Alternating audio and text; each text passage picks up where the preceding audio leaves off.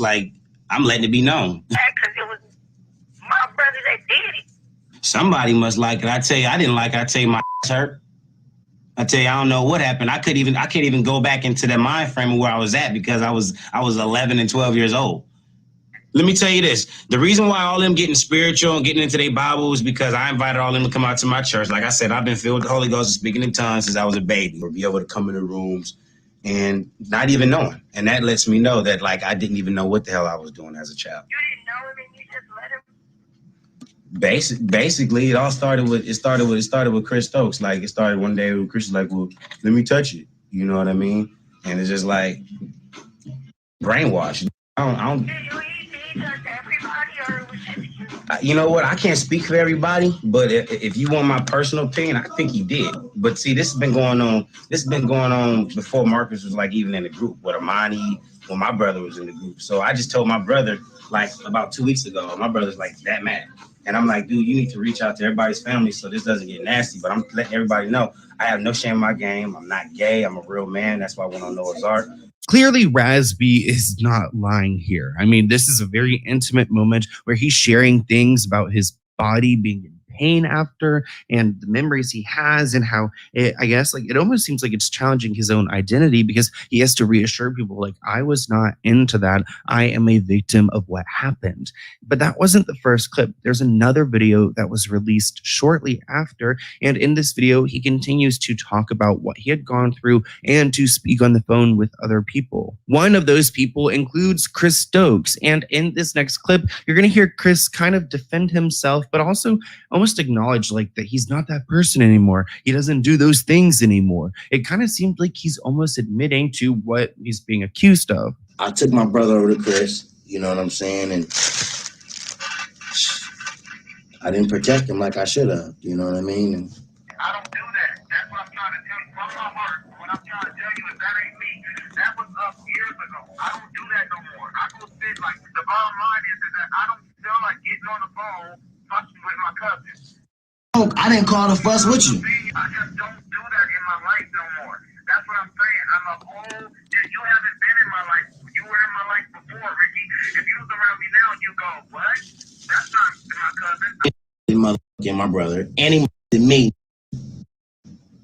And I say that, and it hurts. This next clip is pretty graphic, but he's going to detail what he had gone through and his personal experience. And I think it's important to include because I want to reassure you guys that I don't think that Raz B's lying, even though he's going to admit to lying days after this video was made public. I'm trying to tell you, I walked through the same thing that you walked through. That first time that Marques ever put his in my was in that room too. That happened like, I believe that happened like twice, like once there and then like one time like in Vegas, it was like me, Marques, and Chris. Yeah, I mean, yep. Everything that you're talking about, Quentin, I used to walk through the same. Chris used to have me have sex. I used to have to fuck Chris all the time. To where it was like, man, this is like, it's not even, this is nasty, man. I'm like, I'm really looking at this, like, this really is gay. Like, this really do like this, and I have to participate and do this. When can I stop? A few days after his first video back in 2007, there is a 30-second video uploaded to YouTube where Raz B recants the accusations that he made against Chris Stokes and Marques, claiming that the two previous videos were leaked without his consent and the allegations are false, and he apologizes to who were affected. The fact that Chris Stokes had me and Jarrell Houston in a room sucking each other. Now, there's been a lot of back and forth for years. Raz B word against Chris Stokes' word. Raz B had released some tapes years after B2K broke up, and on the tapes, he was confessing about the abuse he allegedly endured. After the tapes made its rounds, Raz B was pressed by alleged group members, which he had to recant his statement and say he made everything up. Then, years later, Raz B built up the courage to come forward once again and say, hey, I wasn't lying. I was telling the truth.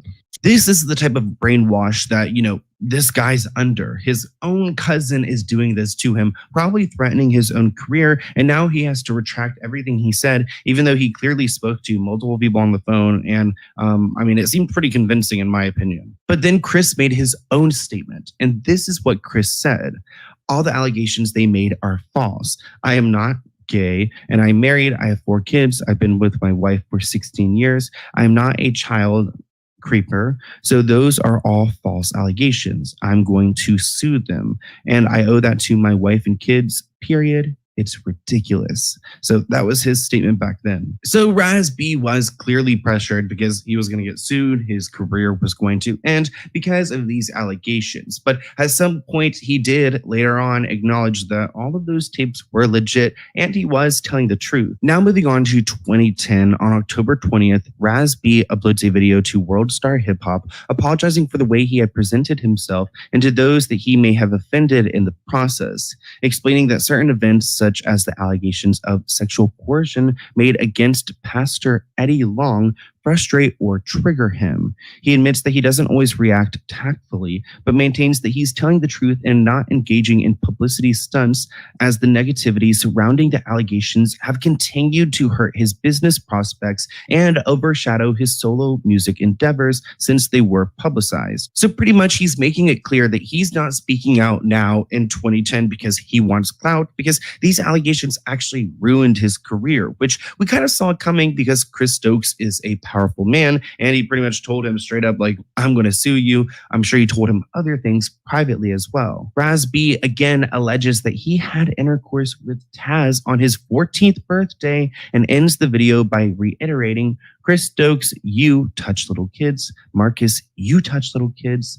Chris Stokes, Katrina, Taz, Askew, please do not deny it to the world anymore. People thinking that I'm gay, and I'm not because I was bi. So this is how we do this. Since y'all want to try to shut me down publicly with sending out cease and desist letters, let's get in the room with the lawyers and let's take a polygraph test. I'm going to take the test, and when I take the test, you can do whatever it is that you need to do. When you take it, and when you fail, you take this fade and you take that bit. Because I'm tired of being bullied, and I'm not going to be bullied no more. Oh, yeah. And I'm doing this polygraph test for all of my fans that support me, all my family and my friends that support me, so I can move on with my career, move on with my life. So Raz claims that Chris not only ruined his life, but ruined his career, which are huge allegations. And honestly, since that video, there really hasn't been much done. I mean, Chris Stokes was never criminally charged. Marques was never criminally charged. They're now Jehovah's Witnesses and I guess living their life, which is unfortunate because other people have fallen victims to them and they have, failed while these people continue to prosper because they're, I guess, manipulating other people to get what they ultimately want. And I do kind of feel like Marques is like a Chris Stokes part 2, and he was kind of like trained by Chris Stokes to behave this way, and now who knows what he's doing. Who really knows? I mean, and this is all my opinion because I do feel like these people are like sue happy or cease and desist happy, but ultimately this stuff is really heavily reported on. People just don't really know, and there's not that many videos on YouTube and people exposing how bad it really was. And I encourage you to go and check out the Chris Stokes is a Monster website because there are so many videos and stories on there. So if you guys want a deeper dive, here's my email. Send me some video ideas and I'll see you in a new video soon. Bye, guys. Thank you so much, Eric. So I wanted to bring this to the floor because I don't condone molestation. Who the fuck is in here? Who's in this fucking room, Nadi? Hello? Who the fuck is in the room, Nadi? Who's this What you fucking mean? Ricky guy? Who the fuck is this guy right here? With this fucking leopard hat. Whack. It's Ricky Romance. You Ricky already know who? who it is. Ricky who? Romance. I don't know no goddamn Ricky. Ricky. Come off your mic, Ricky. It's Ricky. You Do know I Ricky, know right? Ricky? It's Ricky. Ricky or Mickey? Ricky. Ricky. You got jokes. What Ricky? Ricky. Oh, last time I seen him, I had to pull Raspy was beating the shit out of Ricky. What up, Ricky? What up, Wack? What's going on? I see. Hey, what's wrong with nephew? He going crazy? I seen a little fake message you put up this morning. You seen Man, that? What the fuck man, brought all that I'm on? They saying is, promised bro, him some money or something? all I'm gonna say, bro, niggas gotta pray for bro. Like mentally, he just, you know what I mean. He needs, he just needs to get well. Yeah, I don't know where that came from because he didn't set in my car, and I didn't heard the story a million times. I know the wife, Mignon. I didn't heard it over there. Mm-hmm. Yeah, so I don't know where that came. I thought maybe they promised him something or something. I don't get it. Well, you know Chris Stokes the fucking weirdo though, for sure. No, I know Chris. I mean, I know he's been doing movies and shit and videos Bro. and shit. I'll tell you a story offline. Fucking guy. Yeah, But I mean, we really need. Ricky know more than anybody. What went on back? Correct. I mean, this shit started when my brother had told me and shit. I was like blown away. You know what I mean? Because then I was like, damn, I kind of went through some shit. You know what I'm saying? But I didn't. At what age? You know, at what age did this happen? me, I was probably around like 9 or 10. And how old was Raspy? This was around the time of the Playtime Is Over. No, yeah, the first album. I Will Never Lie, that album. So that's when I started having little things that I started experiencing, and I learned a lot of that shit from Chris. You know, how to jack off and all that type of shit. What and you I mean? Went back He was showing you that shit? Yeah, niggas showing nigga how to. He showed niggas how to like jack each other off and shit. My nigga had me and my little cousin, my other cousin, had us laid up in the bed and shit, like with our legs over each other and shit. Wow, how this guy not in jail? Like sitting, like, yeah. side by So side. that's what's going on at this point. We want him to speak his truth, right? Because we don't condone molestation when it comes to little kids and things like that. And I think it's time for him to tell his side of the story. We ran the content earlier for the morning show. Shout outs to the morning show that Raspy was confessing that everything was a lie, but we all kind of felt that he was lying, right? The saying that Chris Stokes never touched him. So I'm working with Ricky, and I wanted Ricky to speak his truth and really tell the story correctly and how he feels about everything. So we'll start from the beginning, Ricky. So you guys were at a young age, and when Chris Stokes taught you how to, jack off and things like that. So what else happened? That was around the time when we was recording the Playtime Is Over album. I sang like background on like 2 of the songs, and then that was right when that's when Don had got taken out of the group. The Filipino kid, you know what I mean? So I started kind of like doing shows, performing in place of Don, and then I quickly got kicked out of the group. I was probably in the group for a couple months or whatever, and I took a number. I took a number out of Taz's phone. I took Chucky Booker's number because he was popping at the time, and Brandy Norwood, she was on Thea. And I was, I'm a young kid. I guess I was gonna call him and say, hey, I'm Chris Stokes' cousin. Let me get a record deal. You know what I mean? Like a dumbass. So, but anyway, that shit got back to Taz, and then they kicked me out of the group. I never even made it to any of the photo shoots or no shit like that. But just always being around, you know what I'm saying? I have, my little experiences and shit. And then, fast forward to my brother, when he told me what happened, I pulled out the camera and I started recording. But first, I called Danielle Houston. I called Marques' sister. I called Michael Houston, Marques' dad. I called Chris. I called all of them. And, I tried to talk to them. I tried to resolve the situation. I recorded the conversation on everybody, and I put it all together in the video. And I, you know what I'm saying? And, put the video out. You know what I'm saying? That's the next morning.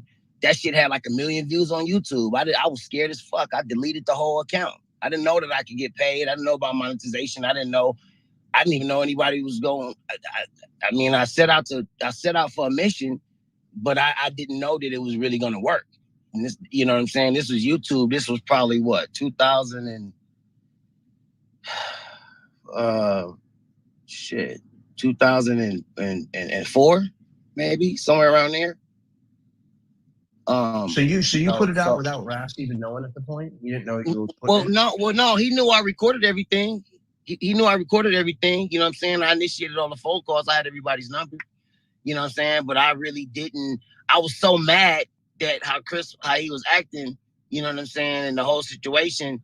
And, so I didn't have any guidance. I didn't have anybody to talk to. I didn't have, my dad wasn't around at the time. I didn't really have no real like male figures that was really like kind of like really looking out for me.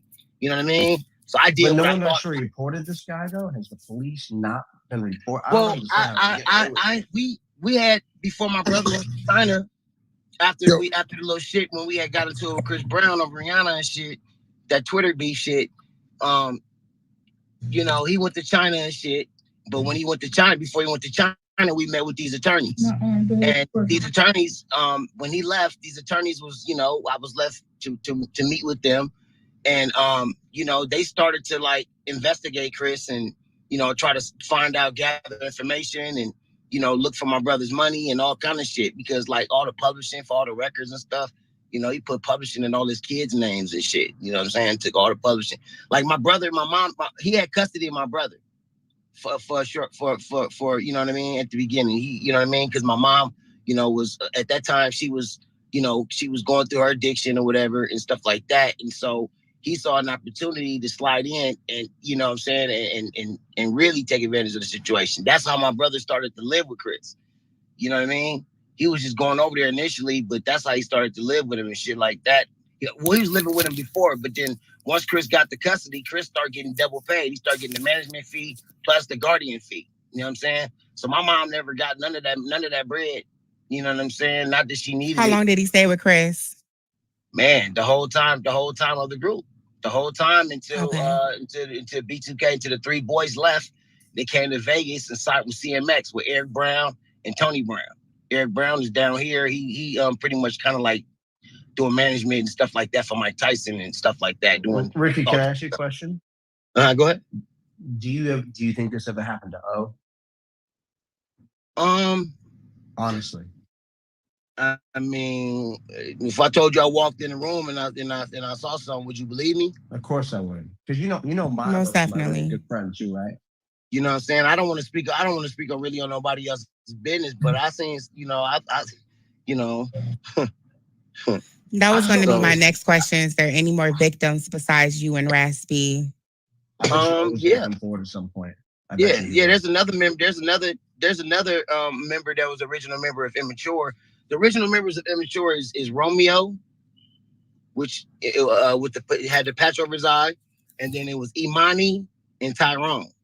Marques Houston came later down the line, right? So it started there. You know what I'm saying? Imani, I don't know where the hell he's at, and he never wanted to talk about his situation. Tyrone, me and him as friends, you know, and you know, unless situation is right, he's not gonna talk to nobody. But he really is the missing link. You know what I'm saying? Because he knows what's going on, and just like Rome do. I noticed that Romeo from Immature, I noticed he got some type of documentary or some type of shit he's about to put out. You know what I mean? So I don't know, man. You know, it's been almost literally damn near like 20 years now, you know, and we haven't really got any resolved. But those attorneys, you know, they found, you know, they weren't able to find really much, you know. I mean, I don't know, man. They eventually came and got R. Kelly. Ricky, this is really sad. I'm gonna be honest with you, like, I've had mad conversations with your brother. We're really good friends. And like, this is just sad. It's fucking sad. It is sad that this dude is still getting away with this shit. I actually confronted Milo about it because Milo Stokes was. Oh no, you can't confront his son, bro. You confront his son about it. Yeah, that's Milo. Milo ain't. Milo is fucking son. He don't know about that shit. Yeah, he ain't responsible for it. But he knows. Yeah. Well, how do you mean Milo was his son, bro? How would Milo know? Because Milo was around that whole shit. You know, how old is Milo? He's like, all right. Milo, cousin Milo, he's now, shit, he might be 30. 30 or something like that? Yeah, Ricky, how old are you, Ricky? Me? I'm 41. 41, 11 years difference, bro. You talking about some shit, that nigga was like 4, 5 years old. What you talking about? Mm-hmm. Ricky, you don't think Milo knows anything with that? Milo, he probably just heard shit. I mean, he didn't heard shit, but he wasn't. Nigga, he was a kid. Well, I want to tell you something. This actually. Plus, Milo wasn't around. Milo wasn't really around. Milo with his motherfucking mama. Milo was with his mama. Fucking me young, nigga. Wack, do you remember when Chris was doing all those movies? He was working on that snail movie, the snail racing movie. Yeah. Okay. I went over and met with Chris Stokes.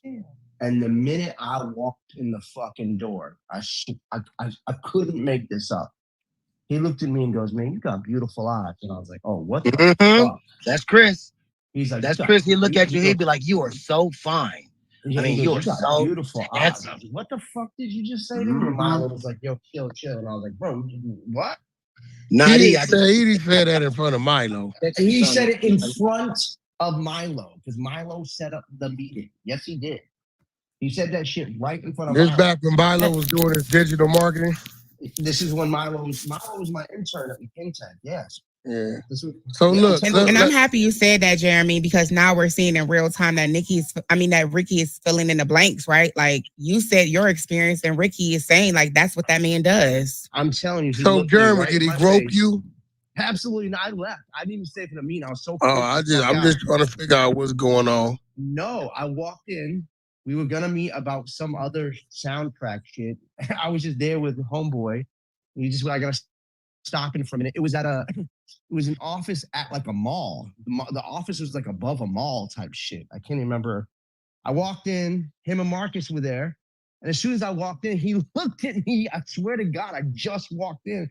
He's like, "You got the most beautiful eyes." I was like, "What the fuck did you just say?" It was so bizarre. It was just bizarre. So look, let me ask you. So you saying Chris was making you and Raz B do this with each other, or you and other people? Nah. He had you and other people in the house doing this shit. Me and my cousin Tony Scott. And so did y'all ever? Cause I remember the rumors coming out, but did y'all ever just like speak out and just like go to anybody and they just like swept it up under the rug? Is that what I'm hearing? That's what happened. I mean, that's what happened. That's what happened initially when it first came out, and at that point, I guess we were blackballed through Chris's contacts. You know what I mean? For a long time, niggas couldn't feed themselves and shit. That shit got crazy. I have a question. What did Marques Houston and all the rest of them say to y'all? I mean, them niggas got quiet. Marques was a part of the shit, wasn't he, Ricky? Right, he was a part of it. Me and Marques was good friends. I used to travel with Marques and shit. I used to do like management. Chris used to send me on the road as a road manager. I used to go with him. We was real cool. I just would have never expected that the nigga was like, you know what I'm saying, putting motherfucking dick inside my brother. You know what I mean? It's like, so was he the bait? And I ain't seen the nigga. What did he say Marques was doing? He was molesting Raz? Yes. My brother. So Marques was, not Chris. No, Marques was. No, I think no. Chris, he had to shit. He had to. My brother had to fuck Chris. Yeah. So what happened was, slow down. Slow the fuck down. You saying Chris would make Raz B penetrate him? Yes. And then Marques would penetrate Raz B. Yes. So they was using him as their little sex toy. But then they would make each other watch sometimes, bro. Like they hold on. We trying to get it from the horse's mouth. Ask him, he'll tell you. Yeah. And they would watch it different, and nobody said nothing. Did nothing. I never knew nothing. I never knew nothing until once the group was over. You know what I'm saying? When my brother decided that he wanted to open up and tell me what happened. So no one spoke out when it started when y'all was 9 and 10? Because you say your situation started at 9 and 10. Did you ever tell a grown up then? I mean, no, Chris. I mean, shit. We was getting, he was giving niggas money and shit like that. You know what I mean? So y'all didn't have, because at the time your mother was on drugs, correct? Say it again. I said at the time when you guys were younger, your mother was on drugs, correct? No. That wasn't until 2000. 2000. For like. Have you thought about calling the police now, or like going to detectives, or going to FBI now? We did that. This video, I took the camera in the courtroom. I did a lot of little shit. I tried to. I mean, I don't understand. They're telling me like we don't. They're telling me like we don't, like, where's the proof type shit. Where's the proof? You did say in the Sloan interview that we did play that 18-minute clip that there was a section where it was Raz B speaking. You did record that, correct? Say it again. Remember that interview, that audio we played with the phone call? Yeah. I recorded mostly almost every video. I was working with Q, rest in peace, Q from World Star. I was sending him everything. Yep. I was sending him YouTube videos on private, and then, that's how I was doing it. And you knew Quentin Miller, the young man that passed away many years ago, correct? Quentin Tarver was a good friend of mine. Me, him, and the other original member, Tyrone, which something happened to him, and I'd be trying to get him to come talk, but the situation got to be right. You know what I'm saying? But we have to. We're good friends. Me, Quentin, and Tyrone, we would talk on the phone every day, like literally like every day. And because what we have in common is this situation. You know what I mean? And Chris, you know what I mean? So he did the exact same thing to him. We were all trying to figure out a way how to fucking bring his ass motherfucking, to the table and make him be responsible for his actions. You know what I mean? But Ricky, Quentin died shortly after. Quentin died shortly after in the car accident. He sure did, yep. And he wanted to expose. Real weird. Yeah, he wanted to expose Chris Stokes. He was definitely one of the early advocates on exposing Chris Stokes in his situation. It's unfortunate that he did pass away very early, many years ago, but he did mention that you did have a relationship with him. And his story was the exact same. That's the crazy part. The crazy part, if you listen to his interview and when he actually exposed Chris Stokes, things that got done to him was actually the same thing that Raspy has stated that got done to him as well. It was the same stuff.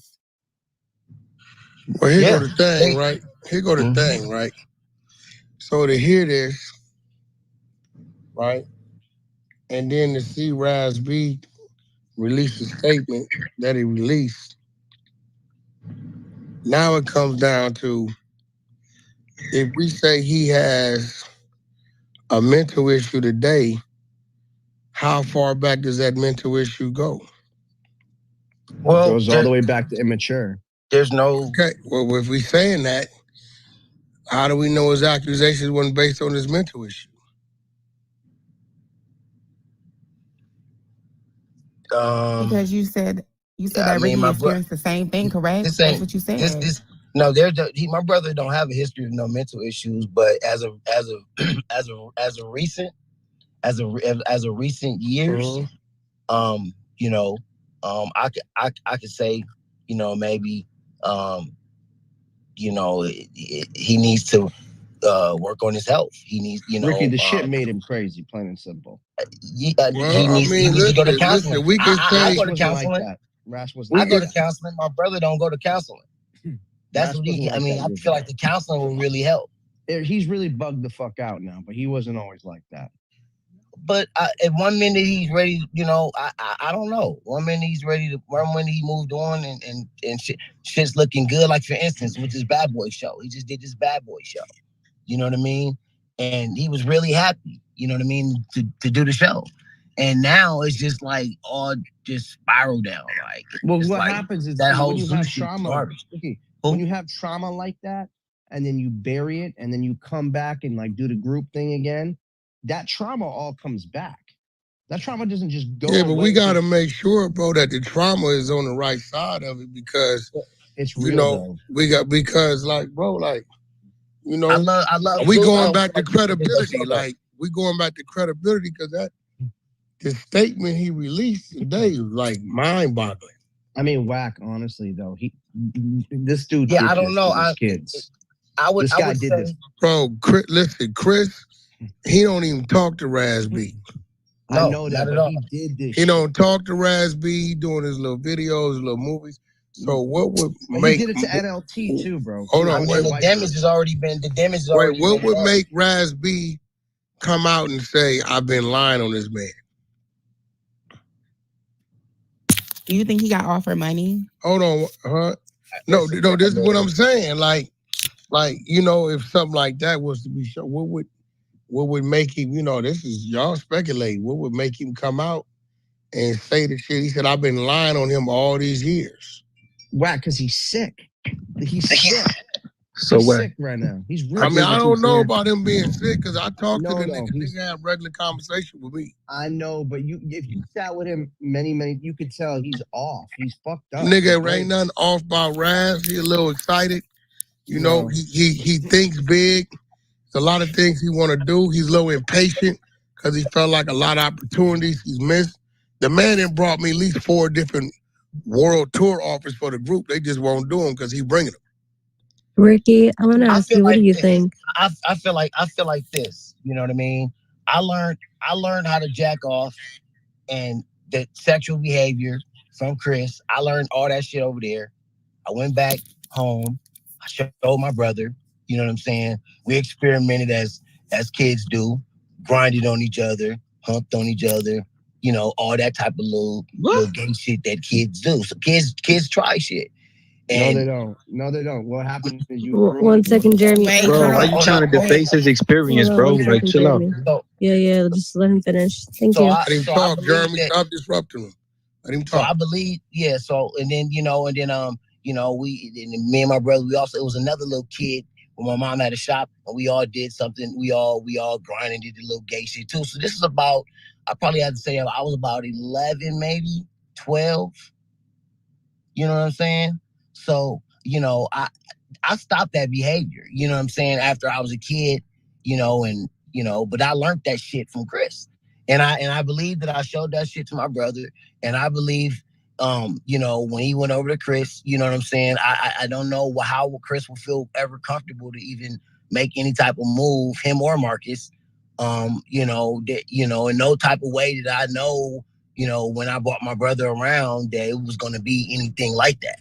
You know what I'm saying? Like, so they went further with Raz than they went with you. Say it again. They went further with Raz because they was actually had him penetrating him. They didn't do that with you. Hell no. I think for context too, it was also because of proximity, right? There's a statistic and/or study that says, was it 90% to more of people who are abused as children, it's usually someone that you know. And I think if for a proximity reason, Ricky did confirm that, Razby did live with Chris Stokes for a very long time. Yeah, more time to groom him. Yeah, I mean, he started to iron clothes. He was ironing clothes he started traveling with Immature, ironing their clothes, and just kind of like being like the, little assistant. And you know what I'm saying? He had that star in his eyes. You know what I'm saying? He really, really, really looked up to Marques, and Chris, he really looked up to them, like as if they were like, some Superman shit. And that's what Chris was looking for. You know what I mean? That's what he looks for, in kids. You know what I mean? That's really. Yeah, I got a question. So, I'm gonna pass it. Hold on for 1 second. I'm gonna pass it to Ion. I'm gonna pass it to Ion.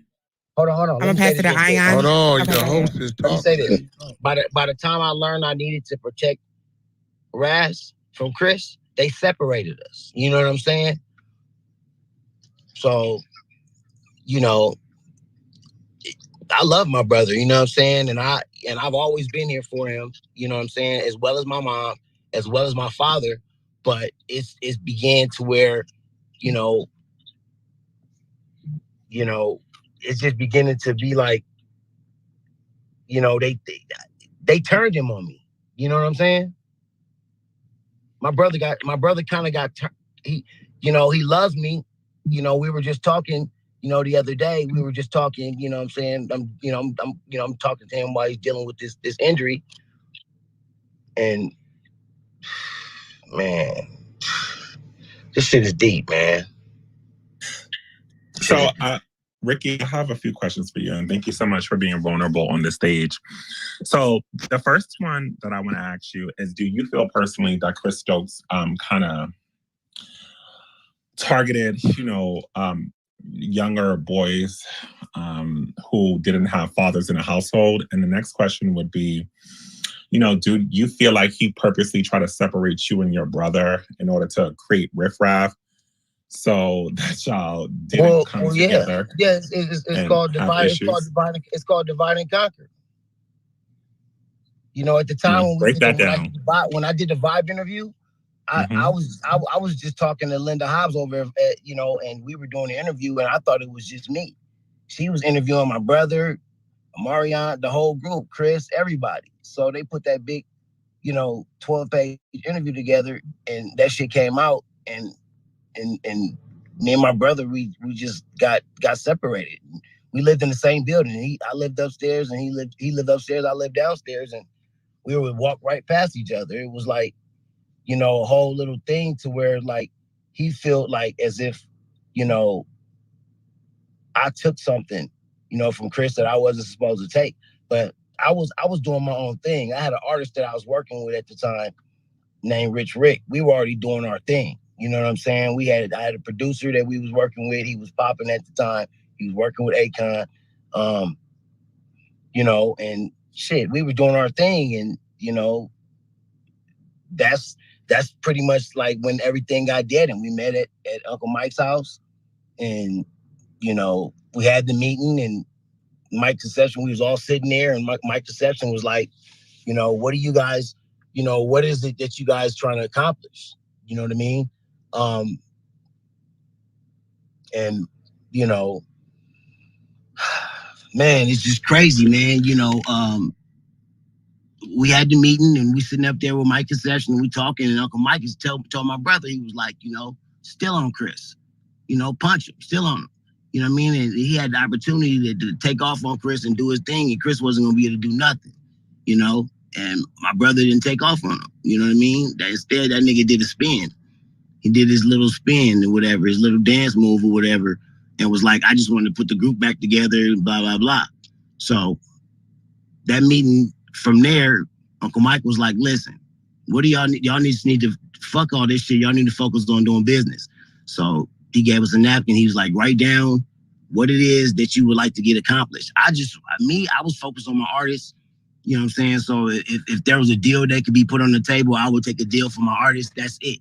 I wasn't looking for Chris to give me no money. I wasn't looking for no handouts. So what happened was the producer that I had that was working with Rich Rick, he ended up producing Marques Houston's album, Mr. Houston, which that album didn't do anything. And I got paid for that.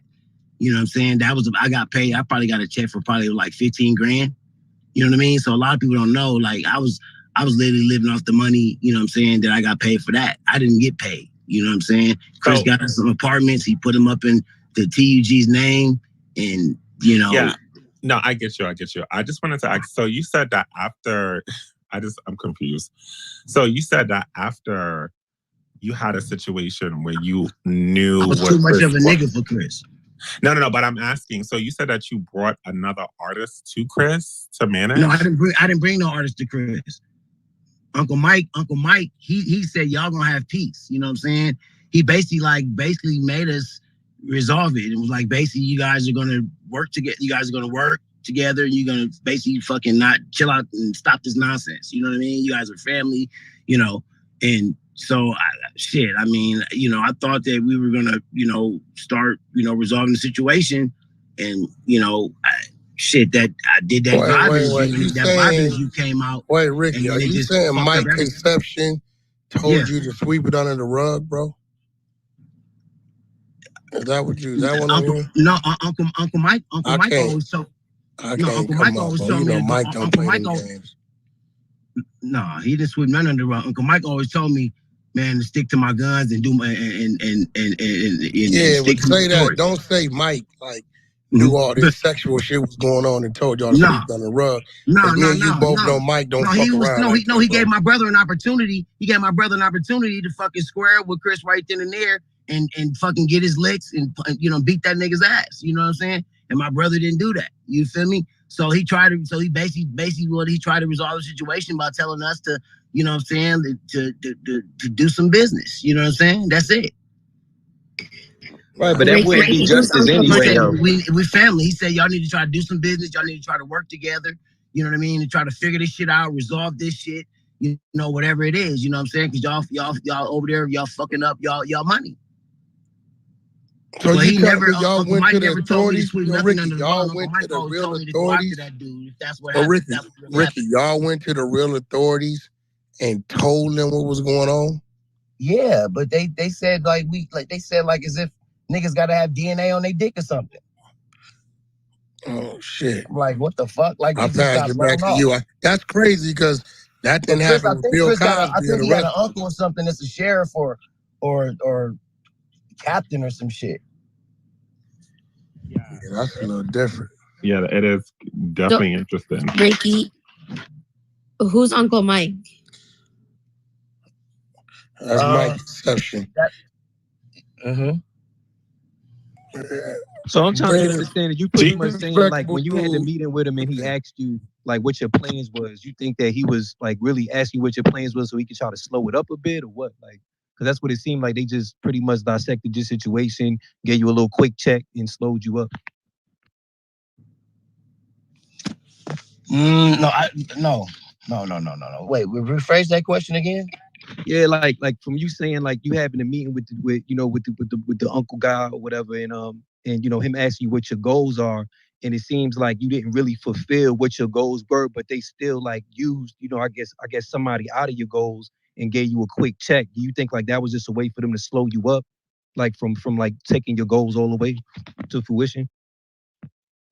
You're pretty much saying that they pay you to not continue on with you guys is No, I told y'all I never got paid. I never got paid.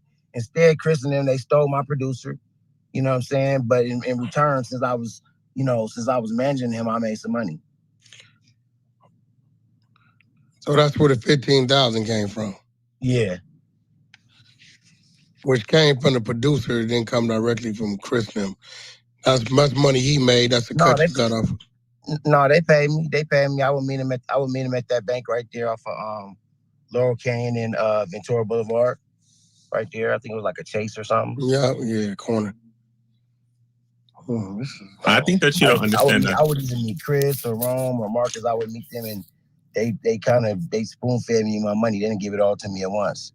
Sounds like that's hush money. I don't think that you knew it, but it sounded like it was hush money.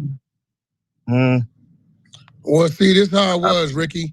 Instead of them coming saying, "Look, we're gonna give you 50,000 to be quiet," they was like, "Yo, we're gonna give you some work. You can make some money." Nah, not really. They really went around me, you know what I'm saying, to him and hired him. You know what I'm saying? Detail. They went around me to detail and hired him, unbeknown to me. You feel me? Well, what year you talking about detail now, bro? Because at that point, detail come through Ray J. So what year you talking about? This was 2008. Well, no, by that time, we gave Detail's first hit by then. Because you figure 2004 or 5, we bring the nigga out here. He was homeless in Detroit. Young Buck was involved. Yeah, right? 2008. Bring him out here. He's living with Sonya Norwood. Well, me and Buck split the bread. Me and Buck both got paid off of that. Okay, so off which one? Is Sexy Can I?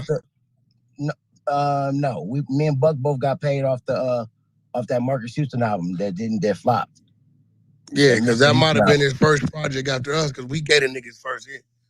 Which well, was yeah, he Sexy already had songs with Akon and Nah, Akon come after us. Akon is signing to Akon and John. That's where Suge get knocked out in Arizona. All that shit came from that. Oh no, that's when Sexy Can I. That's when the Sexy Can I came. Sexy, nah, bro. We dropped Sexy Can I 07. Okay, the year before. Yeah, we dropped it 07. I think I'm the one Project 06, dropped it 07. He started running around with Akon and shit like that after that. So, but by that time, so you saying that Detail was your producer? Detail was being managed by Young Buck. And Young Buck, exactly. Yeah, and then we co-managed him on the Marques Houston project. I got you. Okay, cool. Makes sense. And then I managed Young Buck for a short period of time, and he gave me some of Details Publishing. Got you. So, but yeah, man, moving along, man. Shit, man, it's just been crazy, man. That to hear this shit, to keep surfacing, You know what I mean? With no resolve. I thought we was moving on. Like I said, I didn't think the Bad Boy show, I didn't think that shit was a good look, but bro, I think that Lemmy told him that Orlando was gonna be on the show, and then told Orlando that Raz was gonna be on the show, and then until they got the full revealing of the whole cast. And so I don't know, man. I just feel like things have not been going well since the show. And I just need everybody to pray for my brother. You know what I mean? Like, for real. Yeah, his phone been off all day. Mm-hmm. I'm already knowing. So, getting into the issues with Marques Houston and the things that we have talked about, what do you feel about that situation with the young girl Maya, and how she ran away when she was 15, and then she ended up with Chris Stokes, and then she ended up being a producer, I think an art producer on one of his films at the age of 16, and how Marques Houston met her, quote unquote, he said, at the age of 18. So what do you feel about the whole ordeal, about that whole situation about his wife? I feel personally that Marques groomed her. And that was Chrissy's friend, so she's been around. But that's his business. I mean, she's grown now. But does it look weird? I mean, yeah, 20 years difference. I'm at a loss for words with that situation. And then the comment that Marques made, about his fans and about women having baggage, his age. It's like maybe that's what he needed to do. Maybe that's what he needed to feel young again or something. Maybe he feel like he lost his youth. Maybe he wanted to get his youth back. I don't know. But to me, I feel like that shit is creepy as the motherfucker though. Well, I think all this shit creepy, to be honest. Well, I'm saying, what he do creepy? Like, he met her at 16 with Chris. He met her, was introduced to her. He hooked up with her, what, 18, 19? I think he was with her. I think he was already with 17. Yeah. Well, here go the thing. Was you around him? At that time, you was out the picture. No, I was out of the picture. That's my opinion. Yeah, so the only reason why I bring that up is because if we're seeing these men in multiple cases touching on kids, even when guys, it's not just them. Yeah, but you can't draw that narrative because 18 not a kid in California. No, I get that, but I'm saying I'm talking about the grooming part of children, and I understand exactly. Yeah, but define grooming. If he met her at 16 with Chris, and he just said that the girl was with some fucking movie director, how in the fuck is he with Marques and the director at the same time? The man said he met her with Chris, and then he ran back into her when she was 18, 19. Where's the grooming? Well, I think the movie director is Chris because he signed the project. Her name was on the project when she was 16. So she ran away when she was 15. And then their parents didn't know exactly when he just said, Ricky, didn't you just say she was dealing with a movie director? I think if the movie director was Chris, he would have said Chris was with her. Because at this time, I don't think Chris had a problem fucking a bitch. He fucking with boys. He going home to his wife in Diamond Bar. This is time. So sad. So, at the end of the day, we're going to keep the shit on the flow. We're going to keep it on the flow. But when you go to, saying somebody grooming, I mean, let's define what that is. Because if I meet somebody, yo, Marques, oh, how you doing? She's 16. I run back into her 2 years later. She 18, 19. And that's what we do. But I don't think... I don't know. I don't think he ran back into her. That's what I'm saying. She was friends with Chrissy. So while her being friends with Chrissy, if there was a missing report for her out and she ran away and she was staying where she was going, she was staying with Chrissy, her friend, you know what I'm saying? She'd been around. If you look at the timetable. That's new information. She was staying with Chrissy in Chris Stokes' house? She was staying with Chrissy. That's what I'm saying. I don't know. I don't know if she was staying with him. I don't know if she's staying in Chris's house or with Maya or with Chrissy in her own apartment. I don't know any of those details. So what if this have happened to them when they were kids, right? And I'm talking about the boys, right? So when Raspy was staying with Chris, all this stuff happened to him. The other guy, I think Quentin, when he was little, stuff was happening to him. And again, Ricky stated when he was small, stuff was happening to him. So why can nothing happen to Maya if she's 15, 16? So I'm gonna tell you why. Hold on, let me tell you this. I'm gonna tell you why. Did Maya say something happened to her? No. All these other people said something. I ain't heard shit. All these really, other people just talking about everybody. Ricky, Raz, Quentin, all of them said something happened to them, right? Right. Fuck it. That's on the table. What a motherfucker ain't gonna do is just make something up. Right. She ain't said it, so who the fuck are you to say it? No, what? You're right.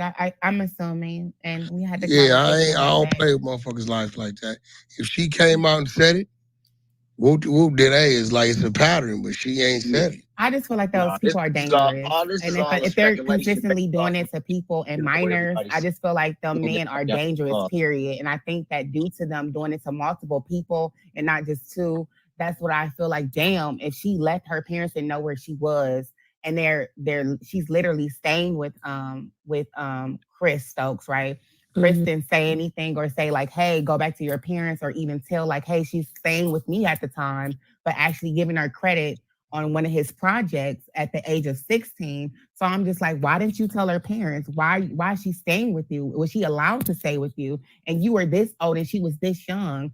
To me, that's kind of like, you should have told the cops. You should have said something. There's no legal guardianship over her. You know what's crazy? It's a little girl came to Bodine house 3-4 years ago. She was about 13. Motherfucking parents never came back to get her. So fuck it. Baby should have went and put her in the shelter. See what happened then, right? Because y'all play the narrative right now and trying to put an ugly face on something that's not saying it's. I mean, this shit ain't even about her. This shit is about the situation with my brother. Y'all like it. Y'all want to just make it that they did something with the girl, but she ain't said nothing. Ricky's sitting there saying this happened. I walked in on Marion. Something was going on there. Put it like this. I went to school with Miyoko. Okay, I went to school with Miyoko and Jamila. Okay. Miyoko at the time, she was in like some of the immature videos. So people knew her. She was famous at Overwrite, for being in immature videos. But she didn't have no direct contact to Chris Stokes.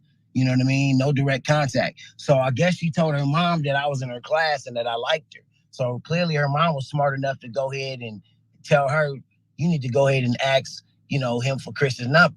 So I ended up giving her Chris's number. I got in trouble for that shit.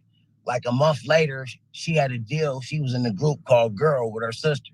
And she had a song that came out called Play Another Slow Jam on the BAP soundtrack with Holly Berry, right? And a deal with Lou Silas. So from that very moment, that's when they family got on her, Mila J, and then they paved the way and opened up the door, for Janae.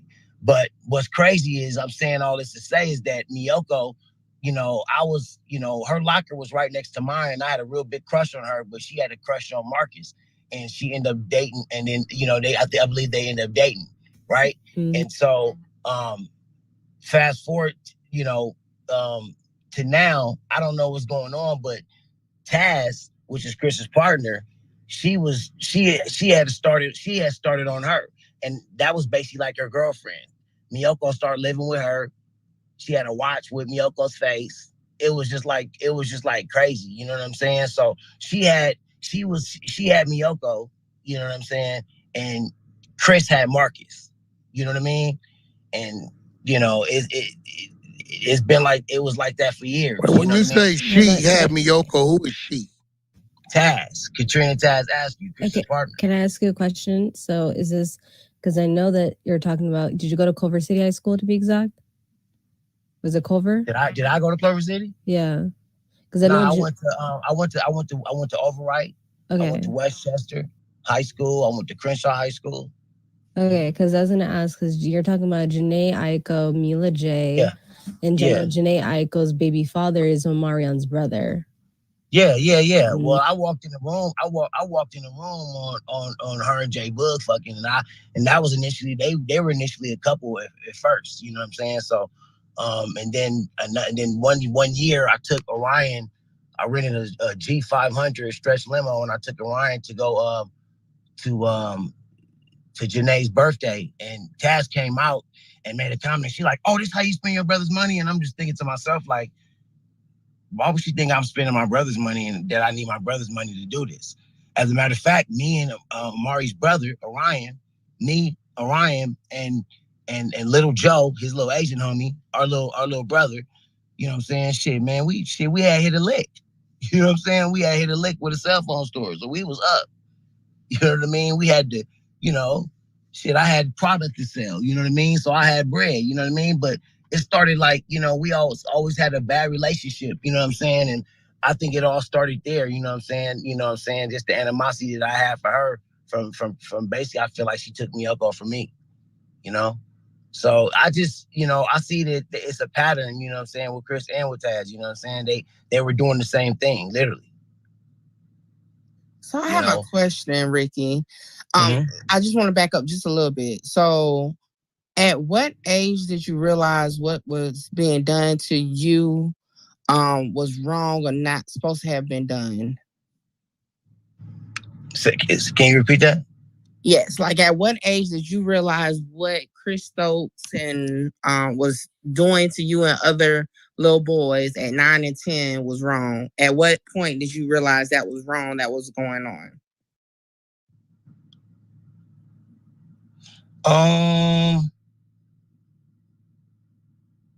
Shit. When did I know?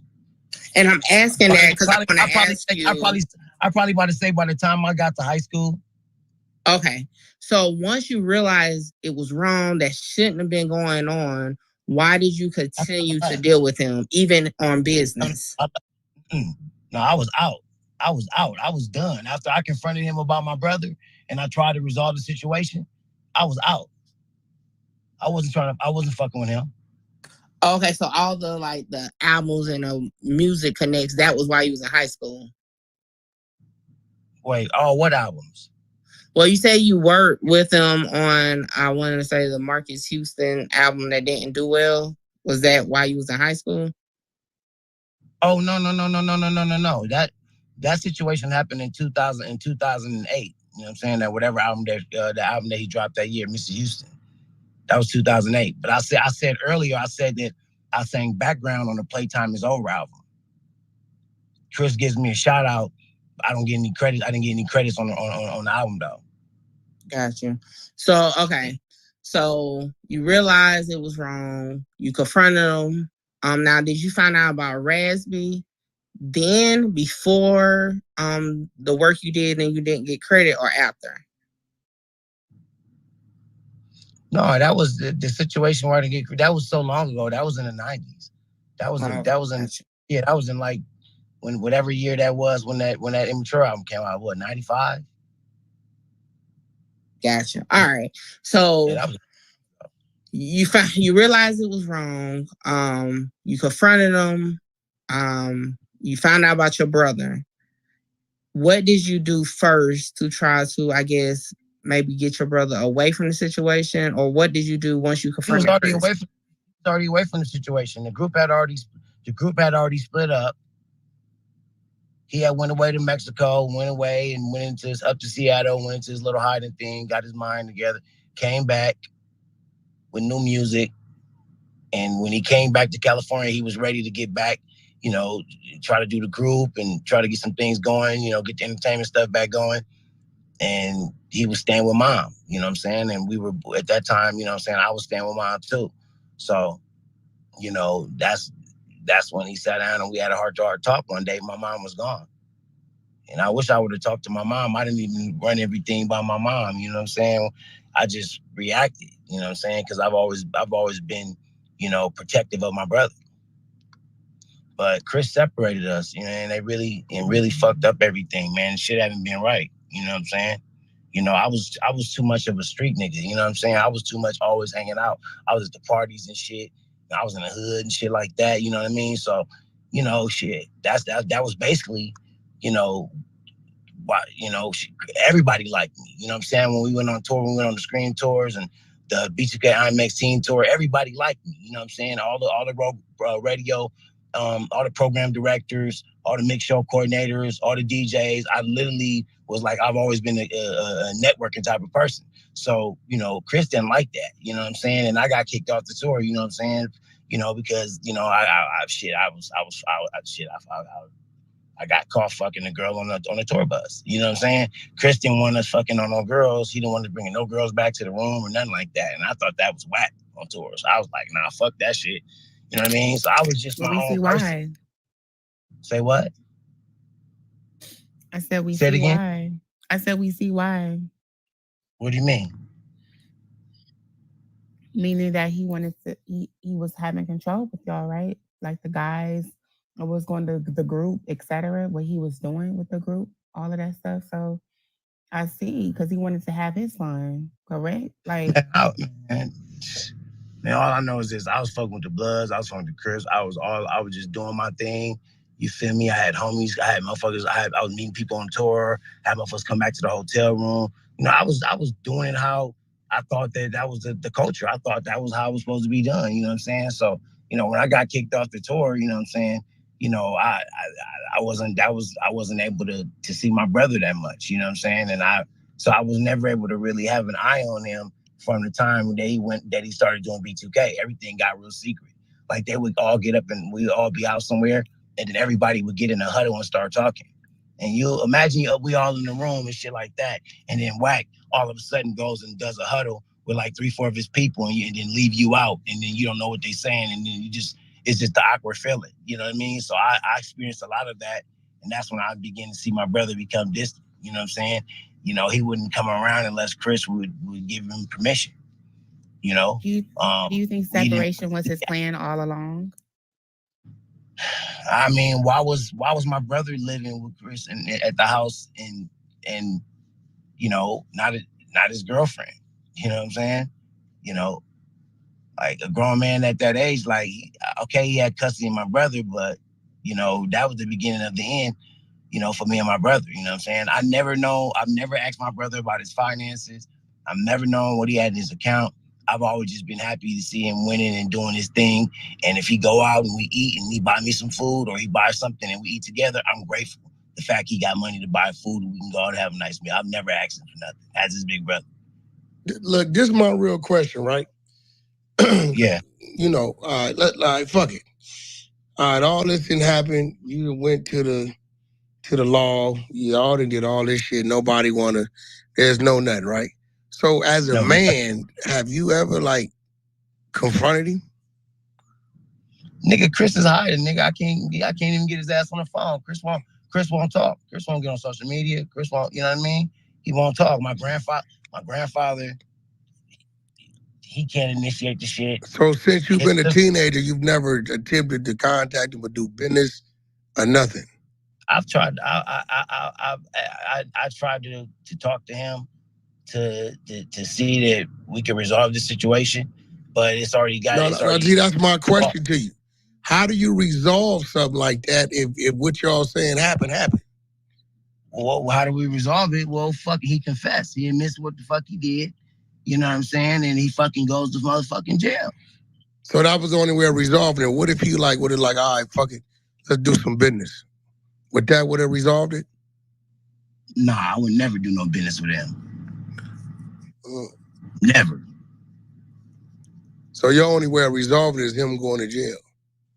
And y'all filed police reports and there was investigation, or you saying they wouldn't investigate it? Nah, man, they wouldn't fucking investigate the shit. Now, like I said, what would have happened, let's say, if Chris would have went to jail based upon you guys' accusations, and then fucking Raz B releases the statement he released today? Oh yeah, then that would have been his get out of jail free card. That would have been his attorney would have took that right to the DA. So you saying Raz B is lying? What he released today, him saying that he been lying on Chris Stokes all this time. No, that's not true. That's not fucking true. Okay, if that's not true, how do we gauge if the other shit is true? Well, that's for y'all to. So now we got to eliminate him, and then it's back on you. That's what I'm saying. Because what I'm hearing is you never was around, right? Whenever was supposed to have been happening with Raz B between Marques and Chris was going on. You heard about this from your brother telling you later, right? Look at the video of all of Raz's confessions. Yes. All right. But I'm saying he got another confession today that contradicts those confessions. Yeah, but I think with, when it comes to making money, you know what I'm saying, and creating opportunities, we all know that Chris is powerful, and he. But I mean, then you speculating that Chris has offered Raz B some type of deal? I mean, that ain't. I don't think so. Yeah, I don't think so. But I do see that. I do know that my brother asked me to reach out to Chris, and I'm not doing that. I don't have no reason to reach out to him. I'm not reaching out to him. You know what I'm saying? The damage has been done. If he don't want to fucking talk, he don't want to come forward, I'm done with this shit. I got my own shit going on. I'm done with this shit. But I've always tried to protect my brother. I've always tried to fucking try to be there. So, no, what I'm trying to clear up is everything you found out about your brother, he told you after the fact. You never was around to witness or see any of this going on. Right? Wait, say that again? Everything you found out about your brother, he told you after the fact.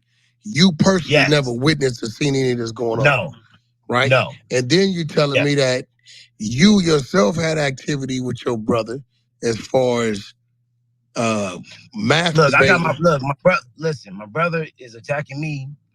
No, I'm just trying to clear it up.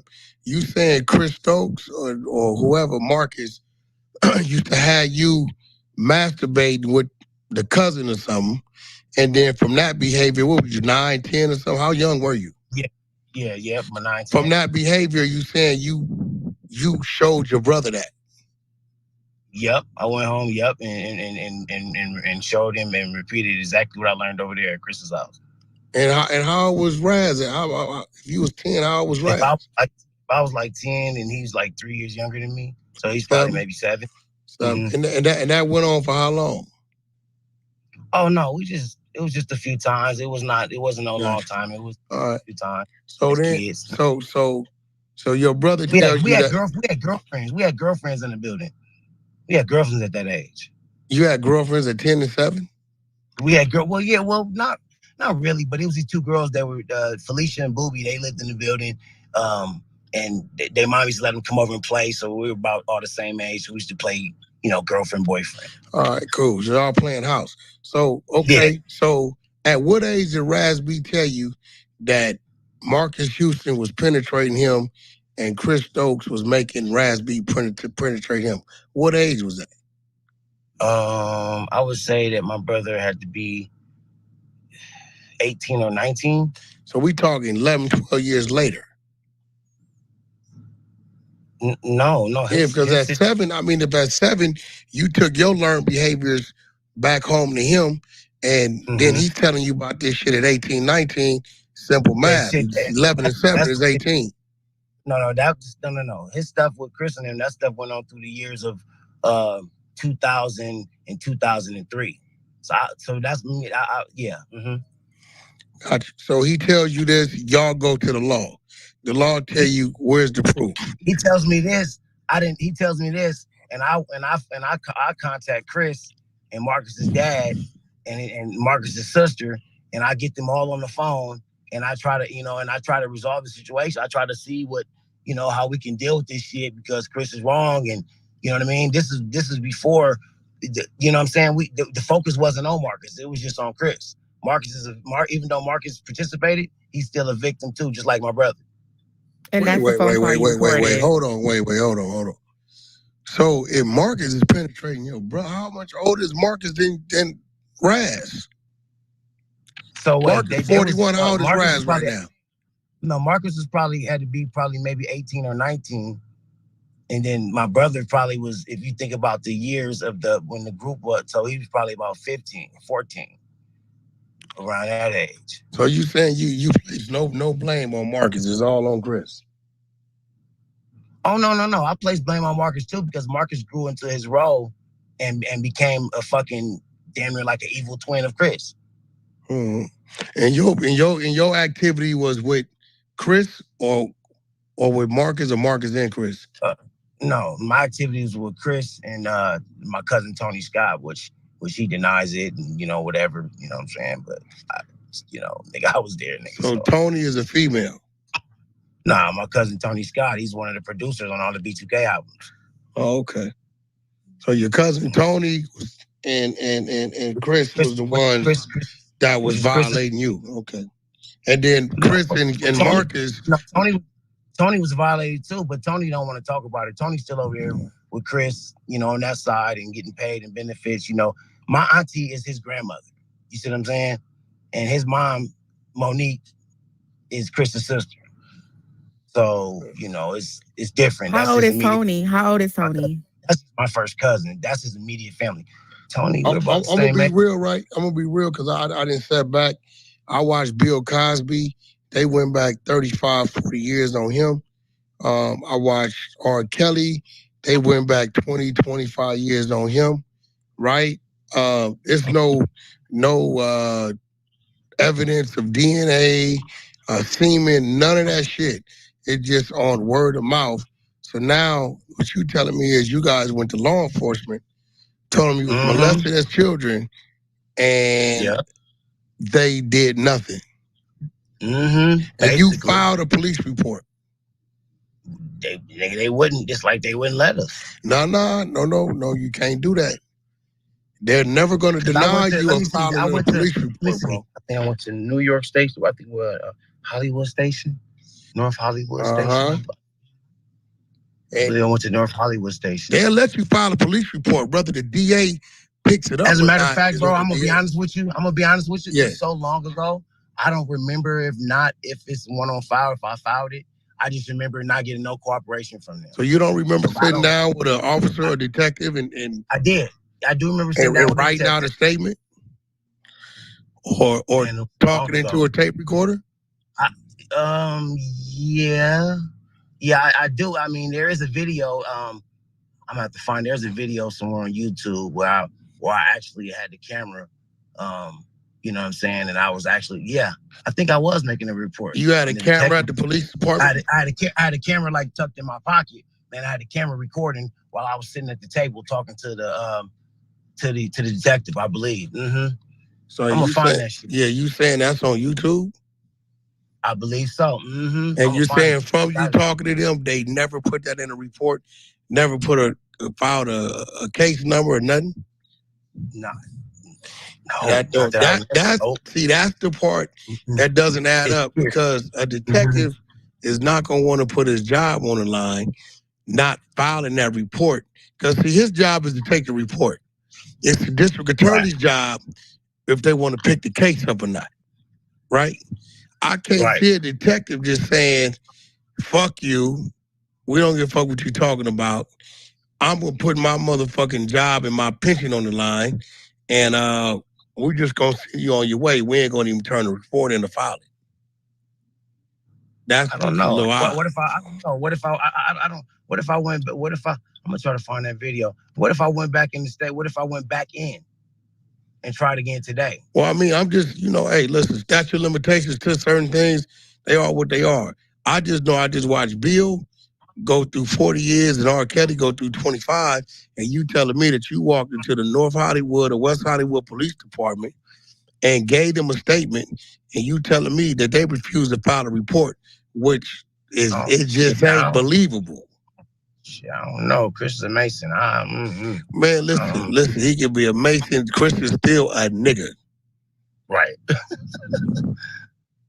I'm just being real. Like, we gotta make the shit make sense.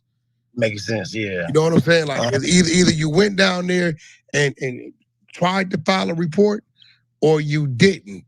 You know what I'm saying? I believe I did it. I believe I did. It's just so long ago. How old was you when you filed the report? Teenager, 20, 19, 20? I'm thinking right now. Man, 20, maybe 23. 23, right? So the reason why I asked you this, because you could tell me what happened when you was 10. See, and let me say, okay, tell me what happened when you was 10. Let's tell the nigga what happened when you was 20, the bottom line, bro. This the bottom line, bro. Yeah. My bro don't cooperate, bro. Raz don't cooperate. No, we talking about you. I mean, you, Raz B is one person. You another human being. Right. You know what I'm saying? So what I'm saying is the inconsistencies I'm hearing is like you remember what happened when you was 10, but you can't remember what you did at 23. You don't know if you filed a report or not. I believe I did. You believe or you know? I mean, bro, fucking with a man's livelihood, his life, his reputation. You know what I mean? You know, this man he's a working guy. I think they told me this is what they told me. This is what they told me. They told me I need do I have any other victims? I need them to come forward. They need more victims come forward, and you know, I think they told me something along that line. If I were to go down there to the police department right now and say, yo, Ricky Romance, he spit on me and I want to file an assault case, right? They're going to say, when did it happen? Where did it happen? What do you have on? You got a description? How do you know? Can you pull up, if a police report was, if a report was made, is there a way that I could contact the station and actually get a copy of it? You motherfucking right. Yeah. You absolutely can. Make you true. Definitely. But I mean, I don't know. Do you feel like maybe you would have been like intoxicated or under the influence at the time that you may have went down there, thought you went down there? Yeah. Oh yeah, absolutely. Okay, then maybe the fuck you think you went down there and you never went down there. No, I did.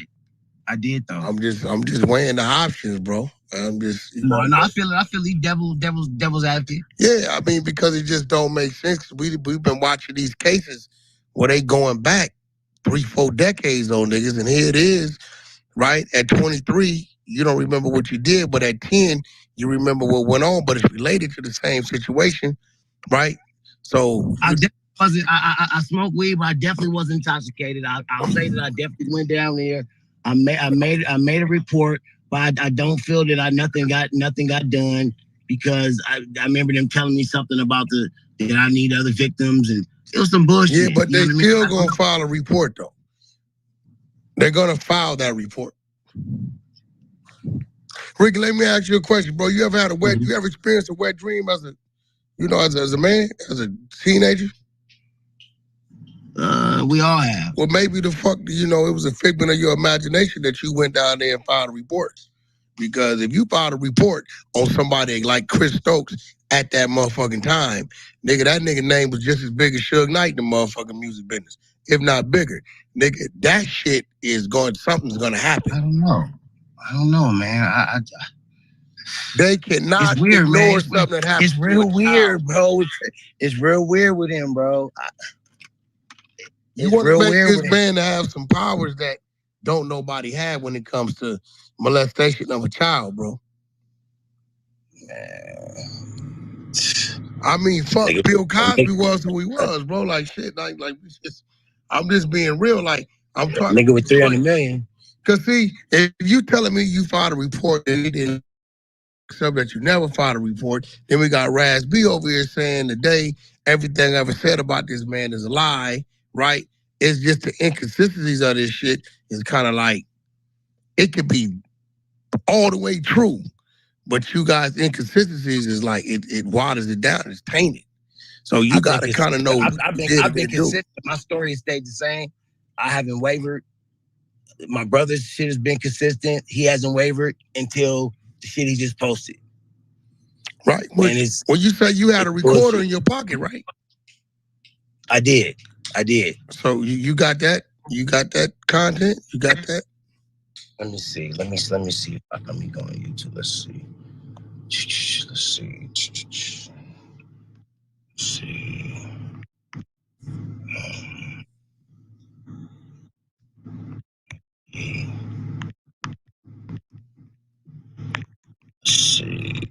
Detectives. I might need a little time to find this. I got to figure out what I would search it under. Let me see. Detective. Yeah, I'm gonna find it. I'm not gonna find it right at this moment. I'm scrolling.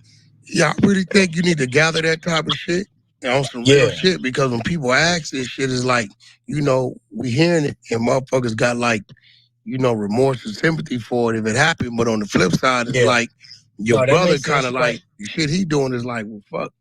Was it some business situations? Did they cut him out the group?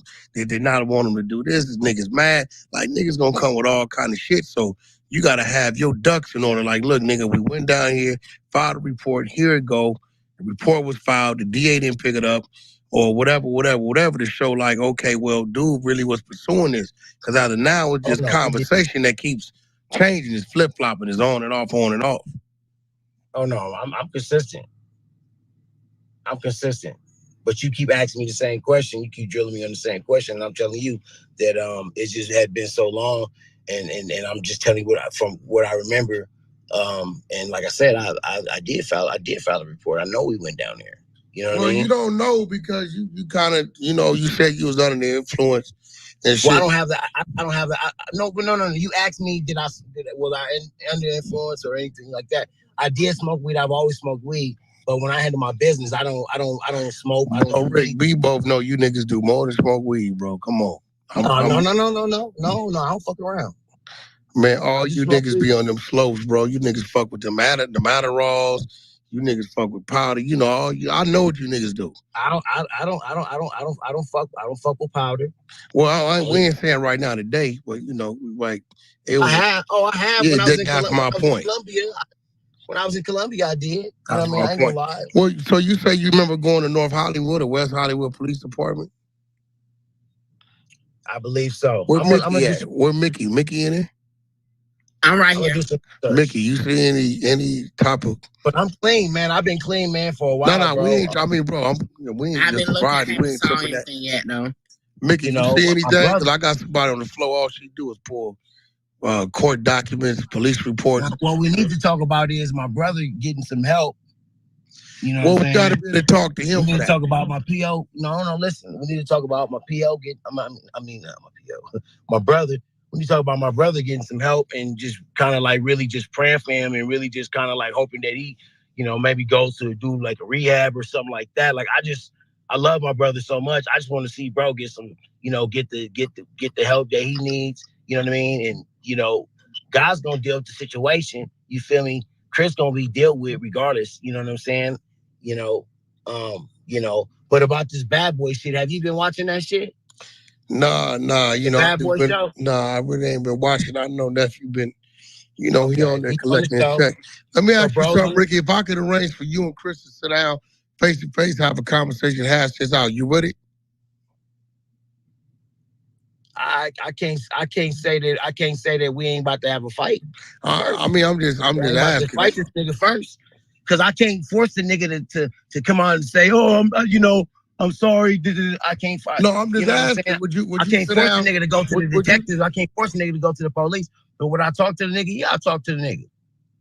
It might not go well. But yeah, we definitely need to talk.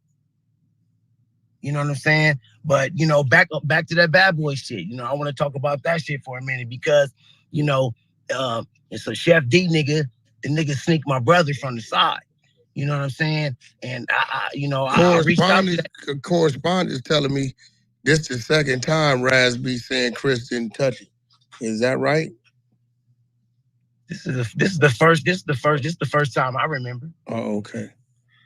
Yeah, I don't know. Like I just saw it, today or yesterday. First time I remember. My whole thing is the second part of that recording we had at the beginning. But let me finish what I was. Oh. Let me finish what I was saying about this bad boy shit. I really wish he didn't do that show. I really feel like that's really fucking with his mental health. You know what I'm saying? But that ain't got nothing to do. That's just his decision as a man hustler. That nigga be doing celebrity boxing. That nigga be doing all kind of shit. You know that. I ain't talking about that. I'm talking about the show. I'm talking about the nigga that knocked my brother out, that's bragging. You know what I'm saying? That nigga's a bitch. He wouldn't do that shit to me. Did he dope fiend him or did they have a fight? No, the nigga, no, they didn't have a fight. These niggas are sneaky niggas from the side, and you feel me? Oh, so these niggas ain't squaring up. It was a gay queer man. You know, they were on that show with gay guys as well. So yeah, gay queer man don't mean shit to me. Yeah. So it was right. It was an incident, but I get exactly what you're saying, Ricky. It's just that we're just trying to have some clarity. Yeah, we're just trying to have some clarity on what's truly going on. That's why I be around, protect my brother and shit like that. And I wasn't there, and I wish I would have fucking been there. You know what I'm saying? But like whether it be Chris or whoever, you know what I'm saying? Like, I always try to protect my brother. You know what I'm saying? And I just want to see, him fucking get the help. You know what I'm saying? That he need. You know what I'm saying? But my brother didn't. I don't know, man. I don't know, man. They, like I said, they turned my brother against me. You know what I'm saying? Wait, what you mean? And he told me if I he talk, ain't deal with them. Hold on. My brother told me if I talk, it's gonna go down. Huh? He told me I'm gonna basically. He like, yo, nigga, you keep talking, nigga, you're gonna go down, like type shit, like. Okay. Like, told you that? Wait, when did you say that? Man, we had to talk. We had to talk recently. But you can't keep blaming Chris, because they ain't corresponding in a long time, bro. That's decision Raz is making. I don't know, man. Chris ain't telling that dude not to talk to you, bro. He ain't even talking to him. You know what I'm saying? Wait, and he can't get to him because he asked somebody to call him because he's not talking to him, correct? So, I mean, and then you only said that y'all only tried one time. My brother told me he told me to call Chris. He said, call Chris. We need to call Chris, man. I want to talk to Chris, call him. I'm like, okay, but I'm not calling Chris. So I didn't. You know what I'm saying? I thought that bro was like out of his mind. You know what I'm saying? I thought he was acting like some real different, like something. He gave you a number to call Chris on?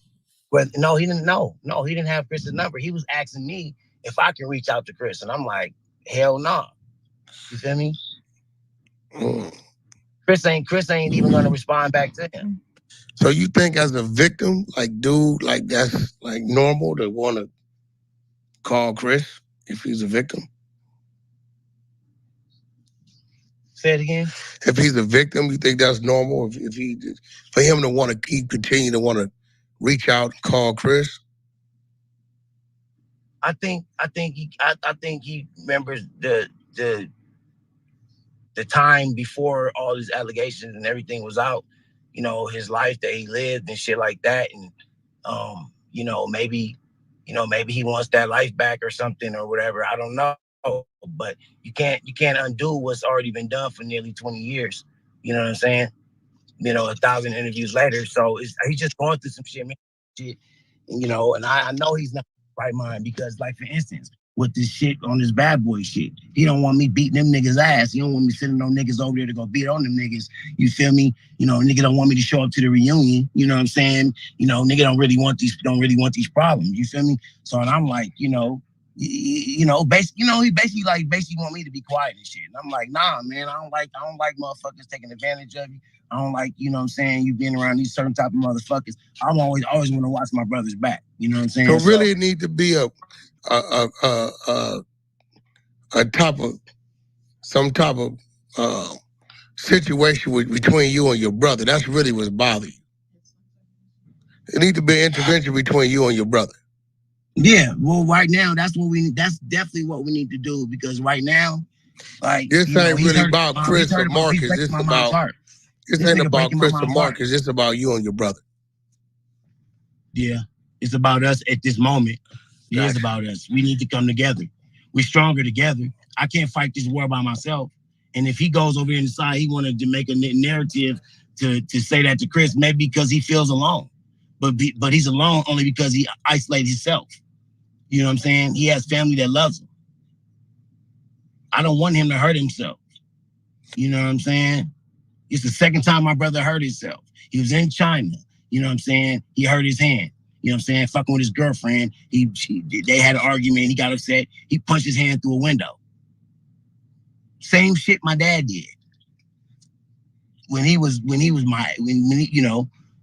30 years ago. You know what I'm saying? Same exact shit. And then he just hurt his hand again just the other day. Now the shit's broken and he needs to go to surgery. Yeah, you know y'all kind of all over the place because that's some personal shit. That's a decision he made because we can't reach back and say, this situation made him do that. Like that's just him being angry. Man, I don't know, man. It's just too many. It's too many accidents. And I need him to just. Yeah, I know shit going on, but I'm telling you, work on himself, you bro. gotta stop wanting to blame somebody and just say, I take responsibility. Like Raz. I take responsibility for It ain't even on you. It's on him, right? Bro, I didn't sit down and talk to this man in Miami. We didn't sit down and had dinner, Prime 112. Nigga didn't set my cars. He done pulled up on me at the Fontainebleau. Him and Steve Marcano. You know what I'm talking about. Yeah, I know. And Steve, the nigga looks me in my eyes and have straight conversation. Man, he need a strong figure just to help guide him. You know what I'm saying? He wants to be a mogul. He wants to do his thing. But don't we all? Yeah, absolutely. I can be what I can be. I can only be for my brother what he allows me to be, and I try to be his protector. And for so many years, but he's grown now, so I have to worry about myself, just like he got to worry about himself. I just don't want to hear about him being hurt and he's out of state and I can't get to him. You know what I'm saying? Because I have other commitments. You know what I mean? It's like, something happened, you know what I'm saying? My mom shouldn't get a phone call, you know what I mean, about, him hurting himself, and you know what I'm saying? And it's crazy, bro. I don't even know where he's at right now. Yo, Josh, you read that statement he put out, right? Did you read it? Yeah, I read that shit. That didn't sound like your brother? It really sounds because he told me to call Chris, that he wanted to somehow try to talk to this nigga and resolve this shit or some shit. I was like, I'm not fucking calling him. You know what I mean? And so, did he write that? It doesn't look like he wrote it, but it's his account. I don't know anybody else that has access to his account. I don't know. He has one hand. I don't know how he typed it. That's fair. Maybe with the one hand he wrote that, and that's why it's so fucked up, the writing. No, we ran the content this morning, and he actually was talking to somebody. More of the story is my brother blaming shit on me. You know what I'm saying? And this fucking Chris and Marques. You know what I'm saying? Yeah, but I don't think Chris is what you saying is what happened way back then is traumatizing him still today, and that's why he's like lashing out today. Yep. He just did an interview with Jason Lee about Chris just recently. And he said what? Yo, Naughty, y'all didn't pull that content? I sent it to Naughty. Yeah. Well, why y'all didn't run the content, Naughty? We did. We ran the content earlier. You ran the content with him with Jason Lee? No, not the Jason Lee part. This is just added just now, but we ran the content earlier about all the videos that he had produced as far as him and Chris. Well, where's the content with him and Jason Lee? Because I'm starting to feel like they sent him. I sent it to Naughty. Is the content in favor of Chris or not in favor? No, I sent it to. Hell no, it ain't in favor of Chris. He talking about the abuse from Chris. Hold on, well let me just play it. I couldn't play the audio. Chris tried to shut Jason Lee down and everything. You got it, Mimi? It gets real deep. Yeah, who got the audio? Play the audio. Yeah, but remember I can't get it to play. My speaker messed up. Can you send it to Eric? Yeah, hold on. Man, it's about 5 of y'all got audio on here. Hey, Chris Stokes tried to shut down Jason. Chris Stokes tried to shut down Jason Lee. Stokes tried to shut down How you know that? This in their interview. It's right there. It's audio. It's right there. The interview's on YouTube. Jason said it? Yeah, he said it. What? Yes.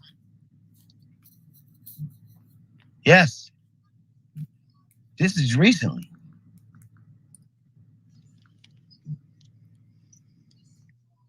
So, does anybody have the audio? Hold on. So in this interview, Jason mentioned that Chris tried to shut him down. Eric, check your back channel. Yep. I just don't have the energy because you all know I'm on my mission for self-love. And I have the shirt on. Hold on. Who the fuck is Bang or somebody? Y'all playing some rap? Who the fuck is playing that? Who's playing that audio like that? That's crazy. Where's Rosetta, Bang, Eric? Ain't nobody in here? I just sent it to Eric. Bring my DJ account in here. Who? Yeah, I gotta bring my account in here. Yeah, bring it in here. That's crazy. I don't know who's playing that shit. Who was that playing that? That shit wasn't that clear.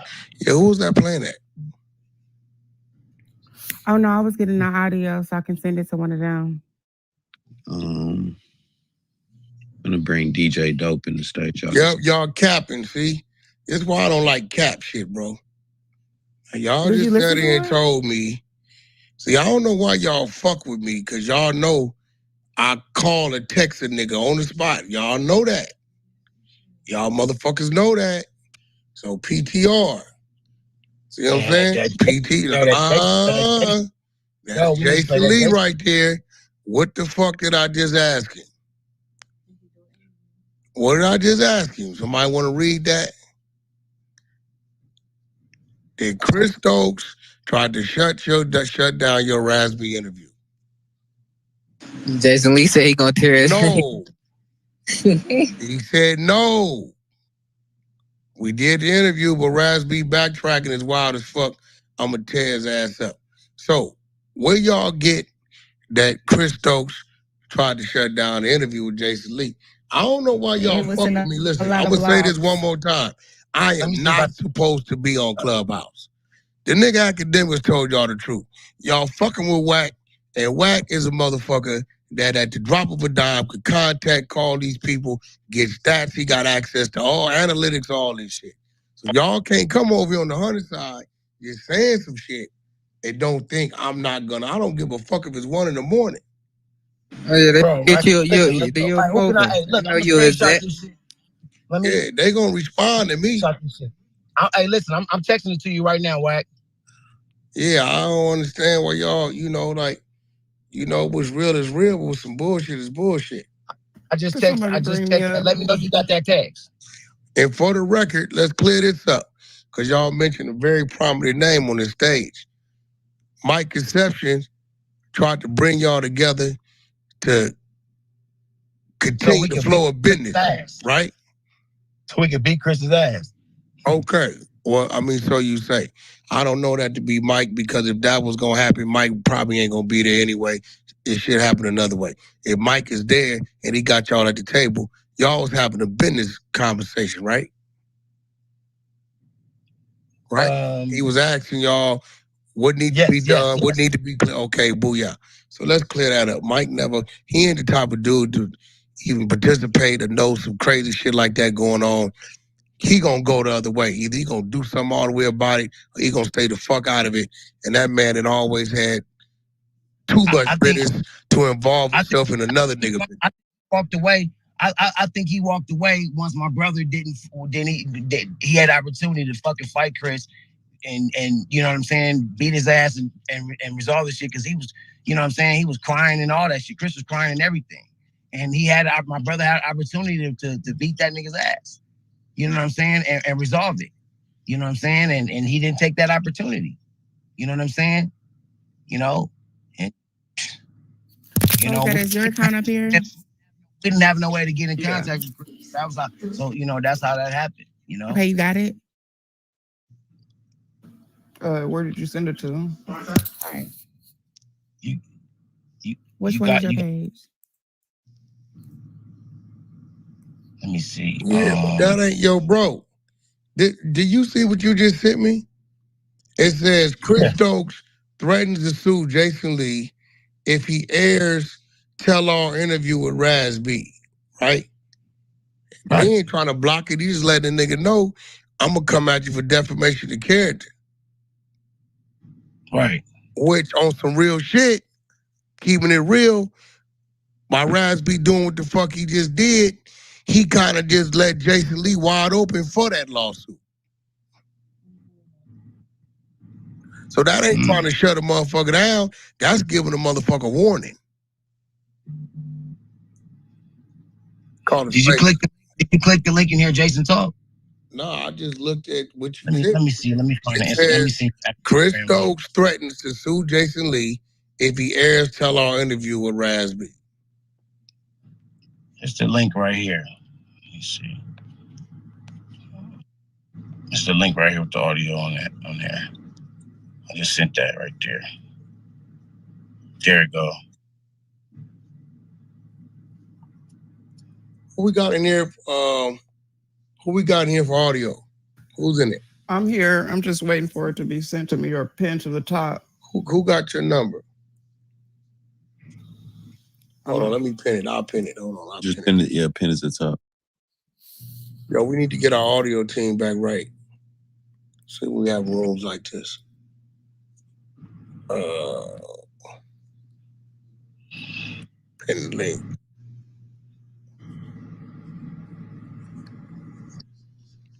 All right, there you go. It's up top. You can grab it and play it and see what this says.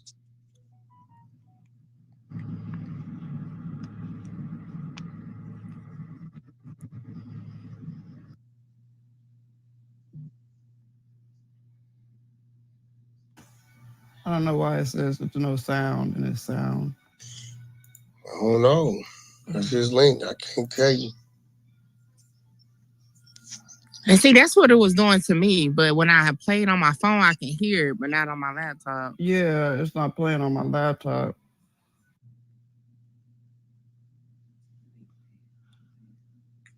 Yeah. Well, shit. Where's the interview? Nevertheless, anybody can play the interview. Which I was trying to play earlier on that fucked up account. Nadi, was that an interview you was playing?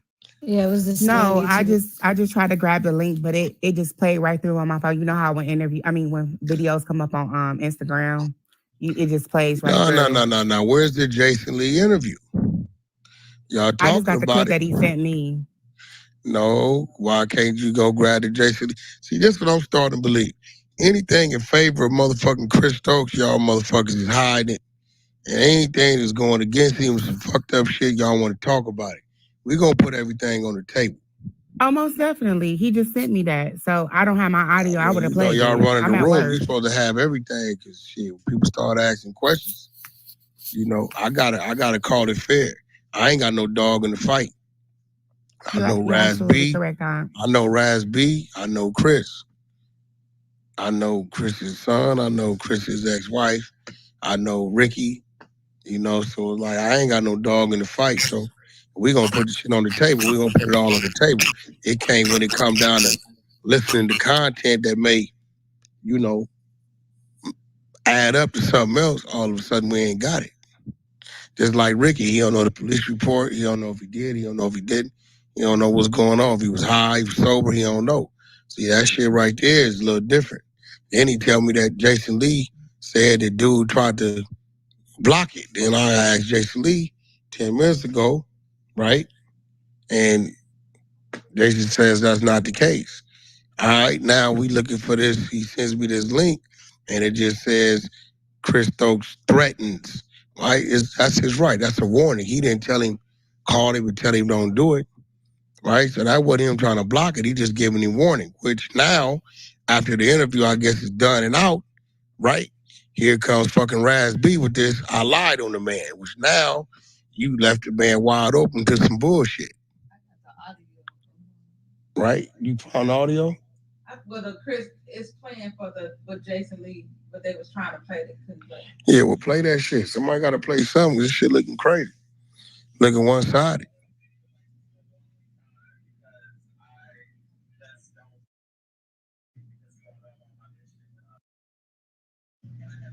Are you hooked up, R&B? We can't hear it. Nah, we can't hear it in the room. Hold on. I am in the room. I don't hear it. Y'all hear something? No. No. Nah, just don't mute the R&B account.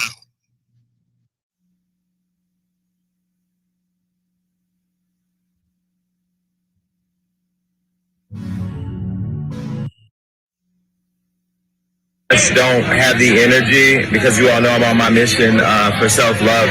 And I had the shirt on that was on Wendy yesterday, so you can save that tweet. You know, I have been walking in my purpose lately and understand my responsibility with Hollywood Unlocked is much greater than the tea and always, you know, spilling everybody's tea. My purpose is to be able to shed light on real conversations. We pivoted at my show sometime last year to bring you real issues, real conversations, and still have the wildness that we do. But I just got off the phone with Fox Soul, who you know airs our show, and tonight we were airing Raz B's show, where he outlines in a very important way the abuse, the alleged sexual abuse that he's endured as a victim of sex violence from family members and people around him, and as an artist in B2K and as an individual. Times Raz B has been a headline, and he admitted in the interview to drug abuse and to alcoholism, but it was a very humbling conversation where he was talking about being raped as a kid. And I just got off the phone with Fox Soul, and they're telling me that there are people who allegedly victimized him that have sent a cease and desist letter claiming that they were going to sue the network if they aired it. Let me just say this. I don't run from bullies. I'm not afraid of bullies. And I'm not going to be complicit in re-victimizing somebody who's alleging to be raped or somebody who is wanting to have their voice heard. This has happened to women time and time again. When you see the Me Too movement, when you see the Time's Up movement, men, powerful men, people with money shutting down victims. And so I've said to the network, and I will say to the people who allegedly victimized Raz, you can sue, you can threaten, you can harass, you can do whatever you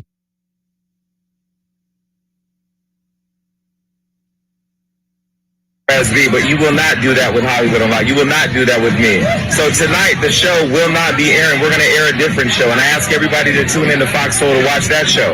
But I give you my word, I give you my commitment. There will be lots of conversations with attorneys, and if I got to call the FB motherfucking I and the police and the District Attorney of Los Angeles myself, that show will air.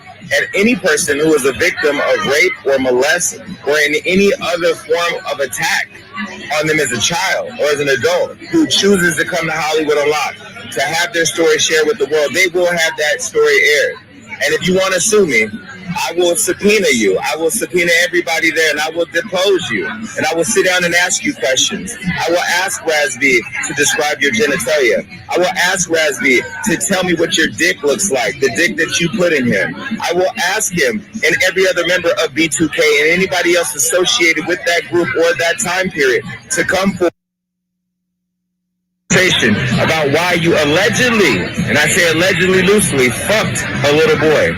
And so I'm really pissed right now and don't really have all the answers, and I'm not going to name any names here because I don't want to get sued, apparently. But what I will do is commit to the full resource of contacting all of my legal team and Fox Network to air that episode. That should be airing tonight, but understandably won't be because of concerns over the threats of lawsuits. I will also begin a copy of the cease and desist letter, and I will be airing that cease and desist letter. So to the audience who has grown with Hollywood Unlocked and appreciates my full transparency, best believe I'm doing my best and my due diligence. And to Raz, I'm doing my part to make sure that your voices continue to be elevated. And I ask everybody to support Raz and support Fox Soul and Hollywood Unlocked as we wade through this craziness. I don't know what else to say. So it's not a no for now. It's coming soon. And I'm fucking pissed.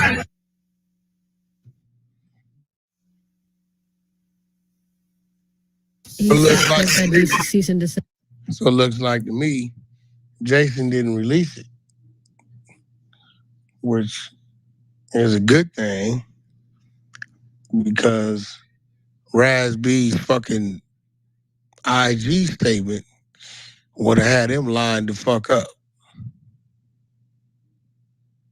Well, that audio we just listened to was from 2021. Oh, shit. And the Raz B interview by Jason Lee was 2 years ago. So it never came out 2 years ago. It's 2021. Yeah, it came out, the Raz B and so it Jason came Lee. out anyway. Yeah. Oh, shit. It's like an hour. So and that's 22 why he minutes. said what he said, and that's why he mad, because he did the interview trying to like look out for him, and then he stated what he said now. So of course, I'm sure he would be mad as well. Hell yeah. Damn. So now I got to try to call Chris. Chris, you know, I know Chris. Jason, my partner. It's like motherfuckers is playing games. That's the problem with this shit. You know what I'm saying? Either it is or it ain't. You know, people will always be sentimental and favor a child victim. But at some point in time, man, we all know the story of the boy who cried wolf.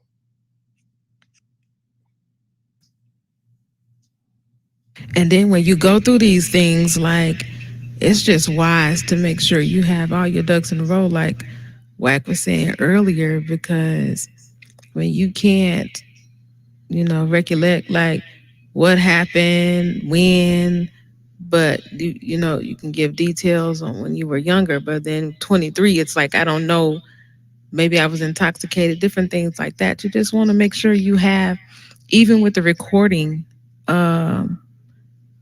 that Ricky had, that was supposedly in his pocket when he was talking to the detectives, like those things should have been here to listen to and play. That way it doesn't look like, you know what I'm saying? It's just a bunch of bullshit.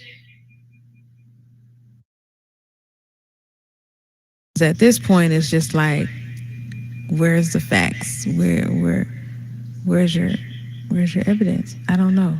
It's just kind of a little different. I don't know.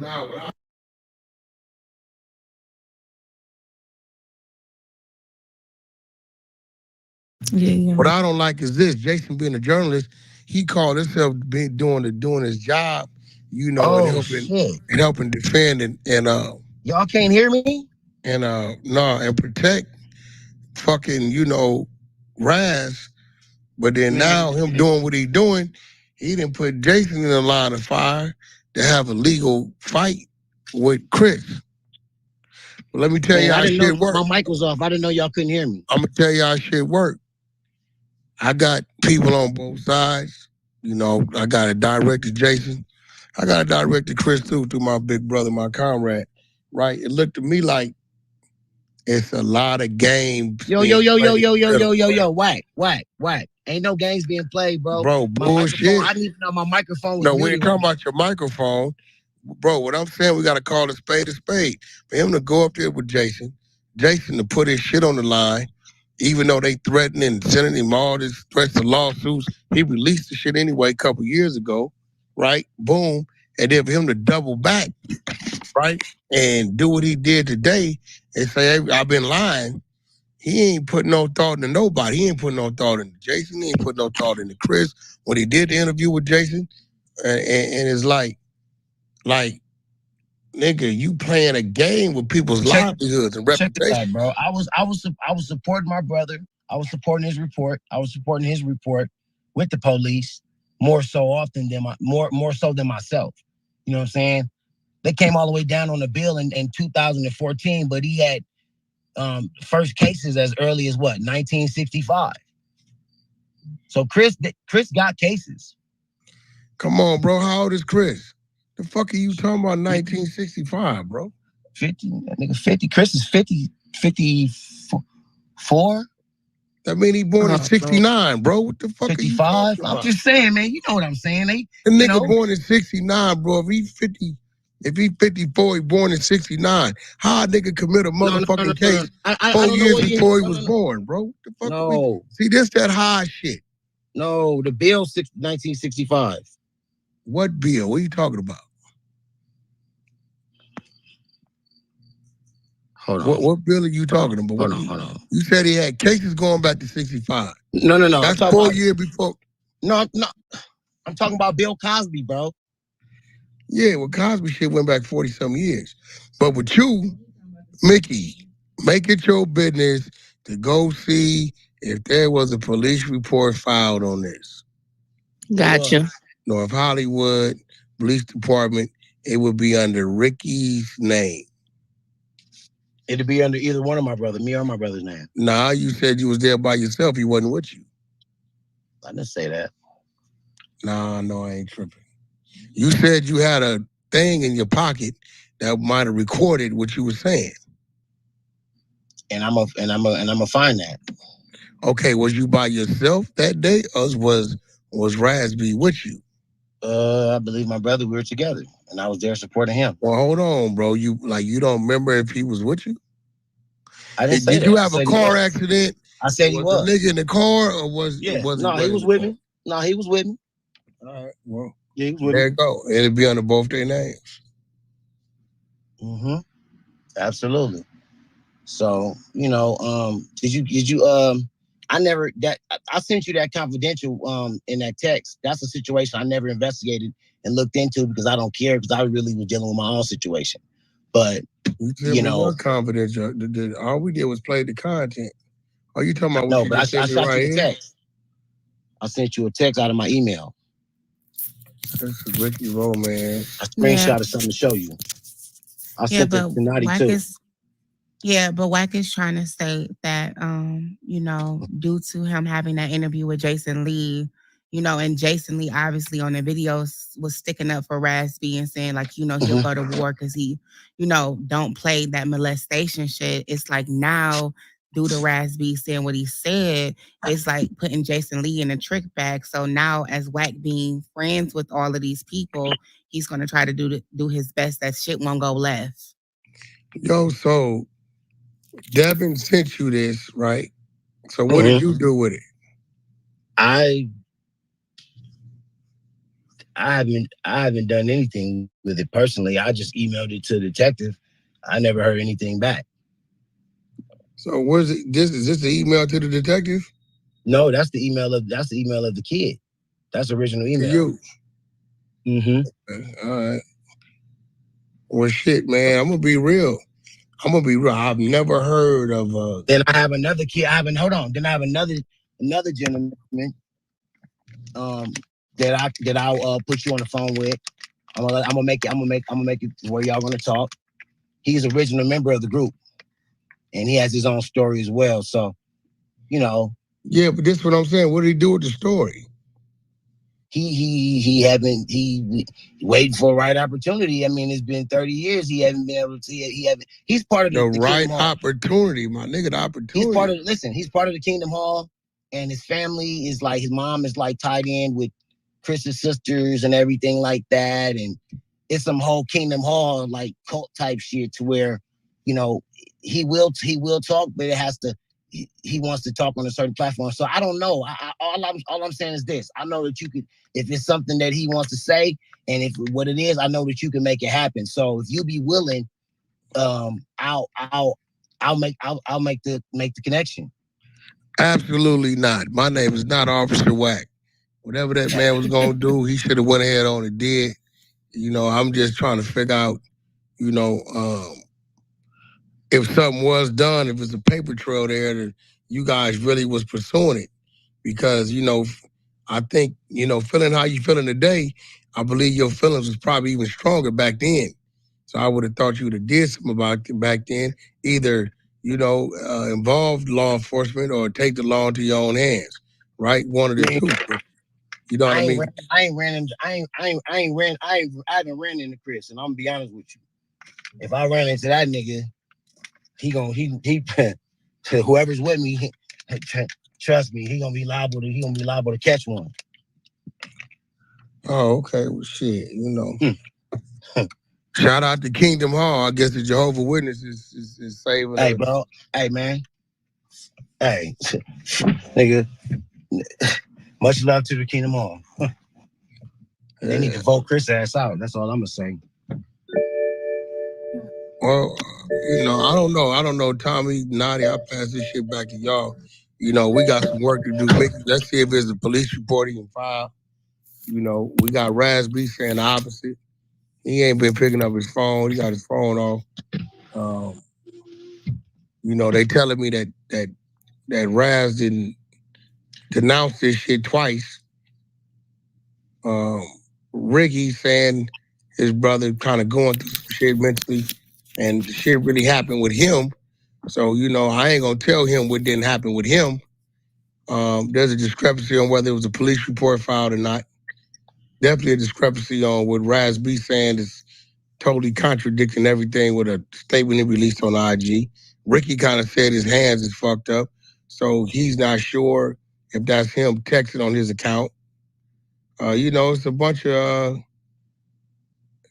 of things on the table that shit we don't know if it's solid or not. So, we're gonna look into it and revisit this shit.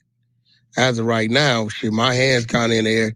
Naughty, Tommy, Mickey, I'm gonna let y'all grab it and do it as y'all want. I guess if anybody have any questions, any logical questions, I guess you may want to. Hey, I agree with you. I agree. I agree with you. Ricky, I man, know you. You call my phone, bro. Like we ain't enemies, so I ain't got to. Yeah, I've been honest with you. Yeah, everybody. Yeah. And that's that, man. So shit. Yeah, but what man, I will say, if there's any kids out there, that you experiencing or going through something with an adult, whether it's your uncle, school teacher, football coach, next door neighbor, family, friend of the family, I urge you to let an adult around you know what's going on, and deal with that. Don't hide that. Don't be scared to let somebody know what the hell's going on. You know what I mean? So you're a child out there, you know what I mean? I urge you to contact somebody and deal with that. If you're an adult committing these type of acts, you know what I mean? If you can make an investment of $3.99 on a small bottle of bleach, drink that shit, gulp it, every last drop, go sit your ass down on the couch and get yourself out the way. I would surely appreciate that. Right? In the meantime, between time, I'm gonna pass the mic back to the moderators, and I'm gonna mute up. All right, what? All right, for sure. We're gonna see if we can find them documents for you. Yep. And I'm gonna keep calling Raz B. Yep, I'm right here. I got Ray J and a few other people trying to contact him, so everybody's saying his phone off. So see if we can get it now. I'm kind of like trying to make sure he's straight. Yeah, same here, bro. All right, well, man, I'll be chopping it up with you then, man. Thank you, Wack, for your questions and everything to add Say on, it again. to give a different perspective to a lot of stuff. We appreciate it. Yeah, no, we just gotta, we gotta put it all on the table. I can't tell Ricky what went on with him because that's him, right? But other things we gotta let's make sure it's there and then it shows that the events, the order of the events. Because if not, it's kind of like Raz B. He throwing a monkey wrench in the program. It's like, I can't question Ricky because I can't tell him what the fuck he personally experienced. But when it comes to Raz, it's like niggas scratching their head. Right. Yeah, I knew people. I knew some people that this has happened to when they were kids and shit like that, and I hate to see it happen. You know what I'm saying? I know one of my great friends, this happened to him when he was younger, and he tried to tell his mom, and his mom wasn't believing him, and he was fucked up behind it. So I just hate to see anybody get touched by anybody, but I definitely want facts to be out so we'll understand what's going on either side. So we'll hold somebody accountable, but we need the facts to do that as well. I'm not taking anything from whatever happened in the past, but we want to make sure that we got everything, all the ducks in a row. So, and thank you. Thank you, Ricky, for coming for sure. I definitely wanted to tell your story. I don't know if it hurt or helped, but you know what I mean? Like I said, everybody. Well, it helped enough. Keep him in prayer. You know what I'm saying? And I just, I hope for you guys to see us walking down the street together, doing brotherly things, and we get past this time right now. So, like everybody just keep my brother in prayer, and I appreciate it. Absolutely. Thank you so much for coming through. Thank you guys. I appreciate all y'all. Of course, thank you for coming through and sharing your story and filling in those gaps. We really, really do appreciate it. And do send your love and prayers to Raz B, his brother, and Ricky as well. Thank you, Tom. Thank you, Ricky. Thank you. All right, y'all. Well, I'ma slide, y'all. And if Man, if y'all fuck with me, follow your boy, man. Stay locked in with me, y'all. I try to keep it 100. All right, God bless. Yeah, thank you. Thank you so much. I'll be, You're always welcome to the Wonderful, Ricky. Don't think you're not, okay? You can always come through. Oh yeah. Also, you guys, new music coming from Columbus Short. We got a dope project coming out. We've been in the lab creating some shit. He's more than an actor. I can't wait for you guys to hear his music. So y'all look out for that. And also check out my podcast as well. Did we really go to new music? Yeah, Columbus is about to drop some shit. Yo. What the fuck, cake? Shoot me a text. I'll let you hear something. R&B. Oh my God. Yo. Thank you. I'm finna jump off a bridge. 405. I'm catching a flight to the 405 and I'm gonna jump head first. All right, y'all. Peace out, y'all. Thank you. Thank you. Have a good night. Thank you. Good night. There it go. What in the fudge cake? There it go. The fuck? I was gonna say, who's Columbus? What the fuck? Who was that? Who was that? It was Columbus. Columbus Short, the actor. Who's from home? Yes. The actor? Brown brother in that Yes. movie Stump the Yard. Oh, is he? Do you do music? In that last part. Oh. The Tweety Bird on my motherfucking Yeah, show. your guys' ages are showing. You guys gotta hide it. That's nasty work right there. Yeah, where Dre's at? She probably went to bed. Well, we got in here for the late night, just so I can change the title up top. Yeah, just change the title. Amani, you got a bean? No. See why they ain't following Where you me. at, Amani sis? ain't got a bean. I'm at the bottom. I see why I ain't Girl. following court. That shit can't hold up in He's court. like, I'm at the bottom. It's okay, babes. I'm at the top. You got it. I was gonna say, who's a Columbus? I don't know Columbus. Okay. Yeah, I don't- Boy, Naughty was finna fuck everything up. She was finna just crucify the nigga. He touched the girl at 16. Hold up, goddammit. This nigga don't know he wasn't nowhere around. Wait a second. Hold on. Yeah, this nigga Wait, wasn't you know nowhere what's around. crazy? You know what's crazy? I Like, know and he I'm so wasn't happy nowhere around. I'm so happy Tommy was on the phone because what was given to us on the phone? Mickey's, you there, sis? I'm here. Okay, because what was said on the phone was not. But don't nobody want to believe. Listen to Whack. It was red flags, though. Nobody want to listen to old Whack Kulo. I don't want to listen to Whack. I'm done listening to Whack. Nobody want to I know that shit ain't gonna hold up to Corbin for The shit. fucked up part is when we was talking to Wack, he rolled around like, so you mean this? We was like, we want to run this story. We might as well. This What I is great. tell for y'all? you. Oh my God. And then the Yeah, crazy it's thing so- is, this is live on my YouTube. What so I I'm like, tell y'all, Mickey? What I say? I said, you mean this dude? This You dude? did. This the You one? did. Okay, if that's what y'all want to do.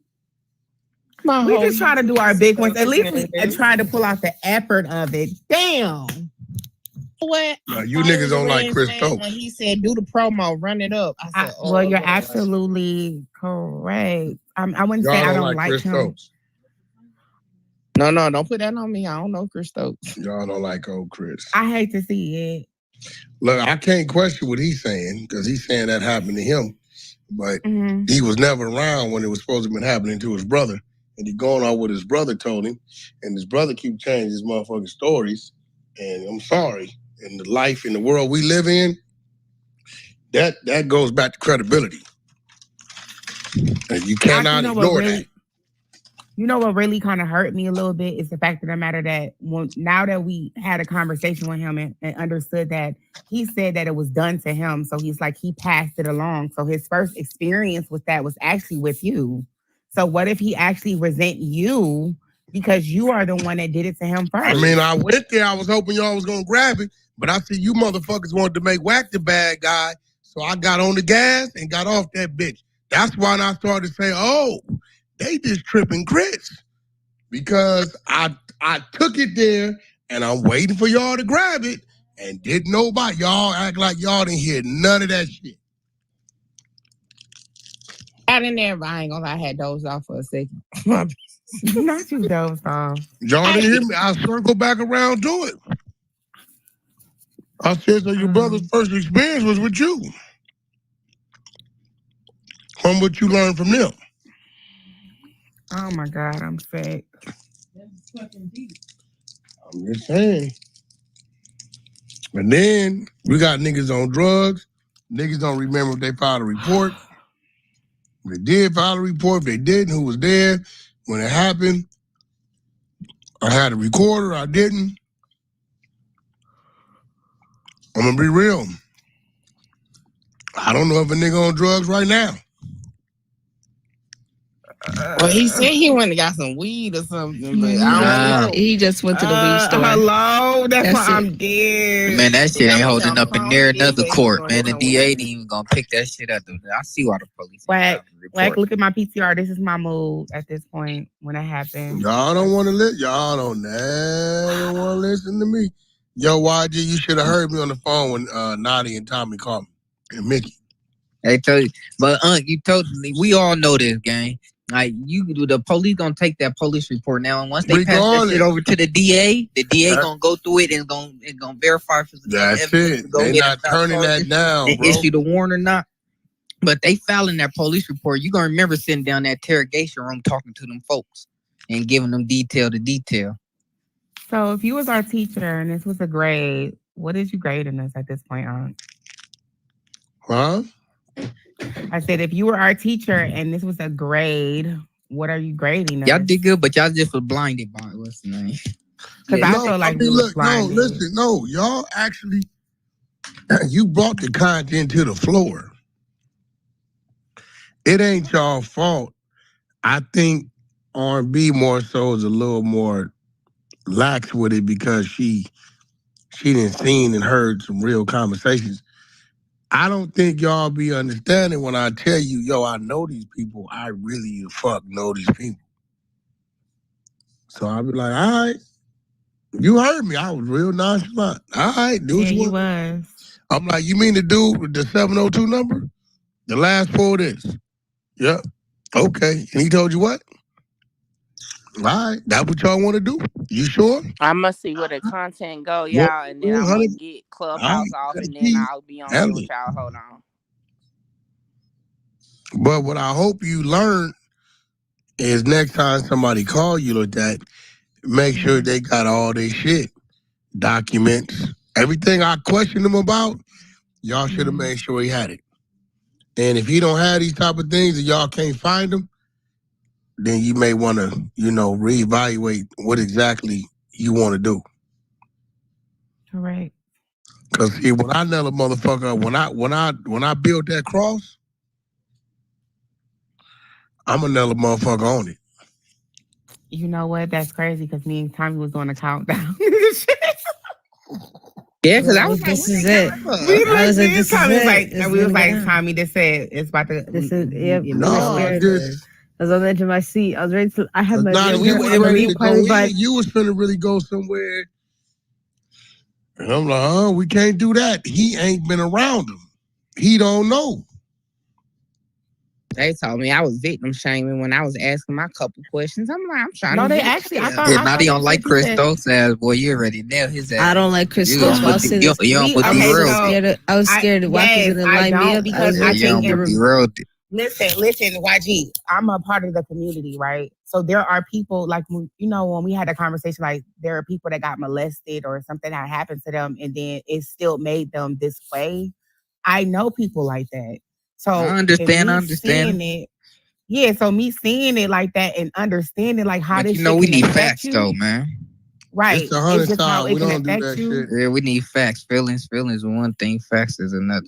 You're right. So I just yikes. Ugh. Tommy, we still did our big one, Tommy. Girl, I had Papa John's y'all speed got dial so I could pretend to be on the phone.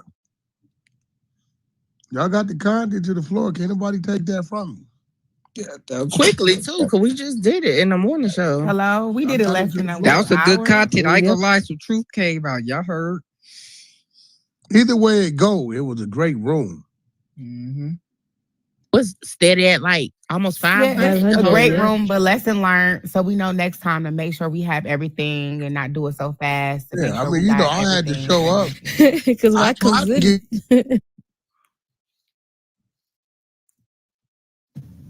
Wacky there?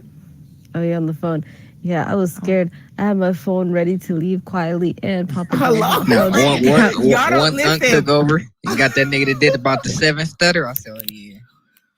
Hello, the 7 stutter. And it's so funny because me and my good clean sis, we be talking so much. So we texted each other. I'm like, sis, what's I said it's wrong? over. He must have known he ready to be quiet. I said I was ready to pretend to be asleep. And nigga, I was like, man, not even. I'm like, Mickey, please get in there. I'm like, please get in there, sis. Y'all know Unc be thinking 4 steps ahead. I know he does, and I'm happy he did that for sure. If I wake up, I'm in a title with y'all. Y'all ain't never said he'd bring us some shit that was said 10 minutes ago, nigga, and just throw it in and reevaluate the whole thing. How you thinking like, God damn, he did say that, huh? Correct. I ain't even Actually, he did because he was like, because if you knew he wasn't trying to. He did that with the age too. Yeah, he wasn't trying to do too much, but remember when he was like, "Fuck it," then that's when he went in. And so me and Tommy was like, damn, okay, 1, 2, 3. Like this, we know what this is about to go. Then I did mention Chris Stokes, and I was like, well, maybe if I directed towards this, but he knew and he reeled it back. So shout out to y'all though, man. The room was fire. I was in here the whole time. Period. Shout out to you. Okay, the content was definitely contenting. Okay. Yes, most definitely. Is your stuff still running, Mickey, or you shut it down? Nah, I'm about to actually shut it down in a minute. I just want to make sure the conversation is over. Look, I've been holding steady over here. They was asking questions. Some of my questions came from them. So I was like, y'all tell me what y'all want me to ask. Okay, so that's cool. They got any more questions, or they cool? Hold on, give them a second and see. Please, you see Imani there? Yeah, I'm here. Do you have the 108, the late night title? Throw it up there. Yeah. Y'all got any questions before I let Clubhouse go? Hello. Yeah, we're turning to late night. Scandalous. And when he said podcast, so the Messy Palace is actually me, Stevie, and Ricky. That's the Messy Palace for iHeart. So that's what he meant about the podcast.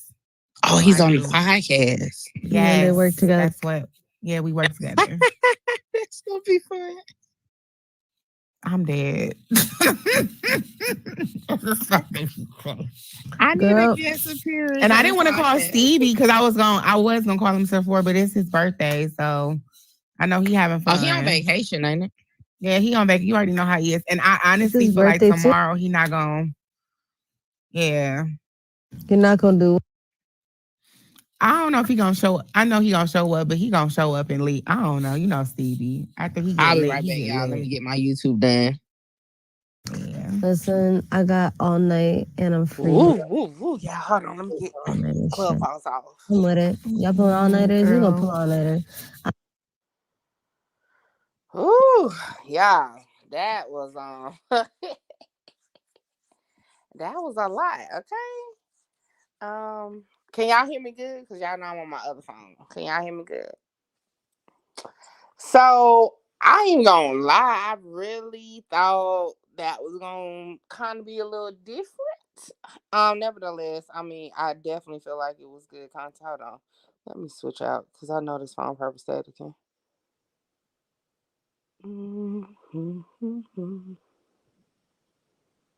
right, let me go on mute real quick. Hold on.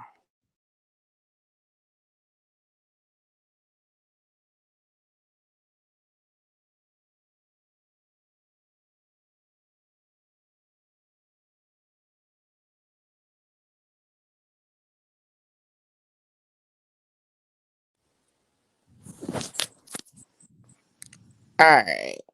So, for those who are like, what in the world did we just listen to? So, earlier today, well, yesterday now, my time is 2 a.m.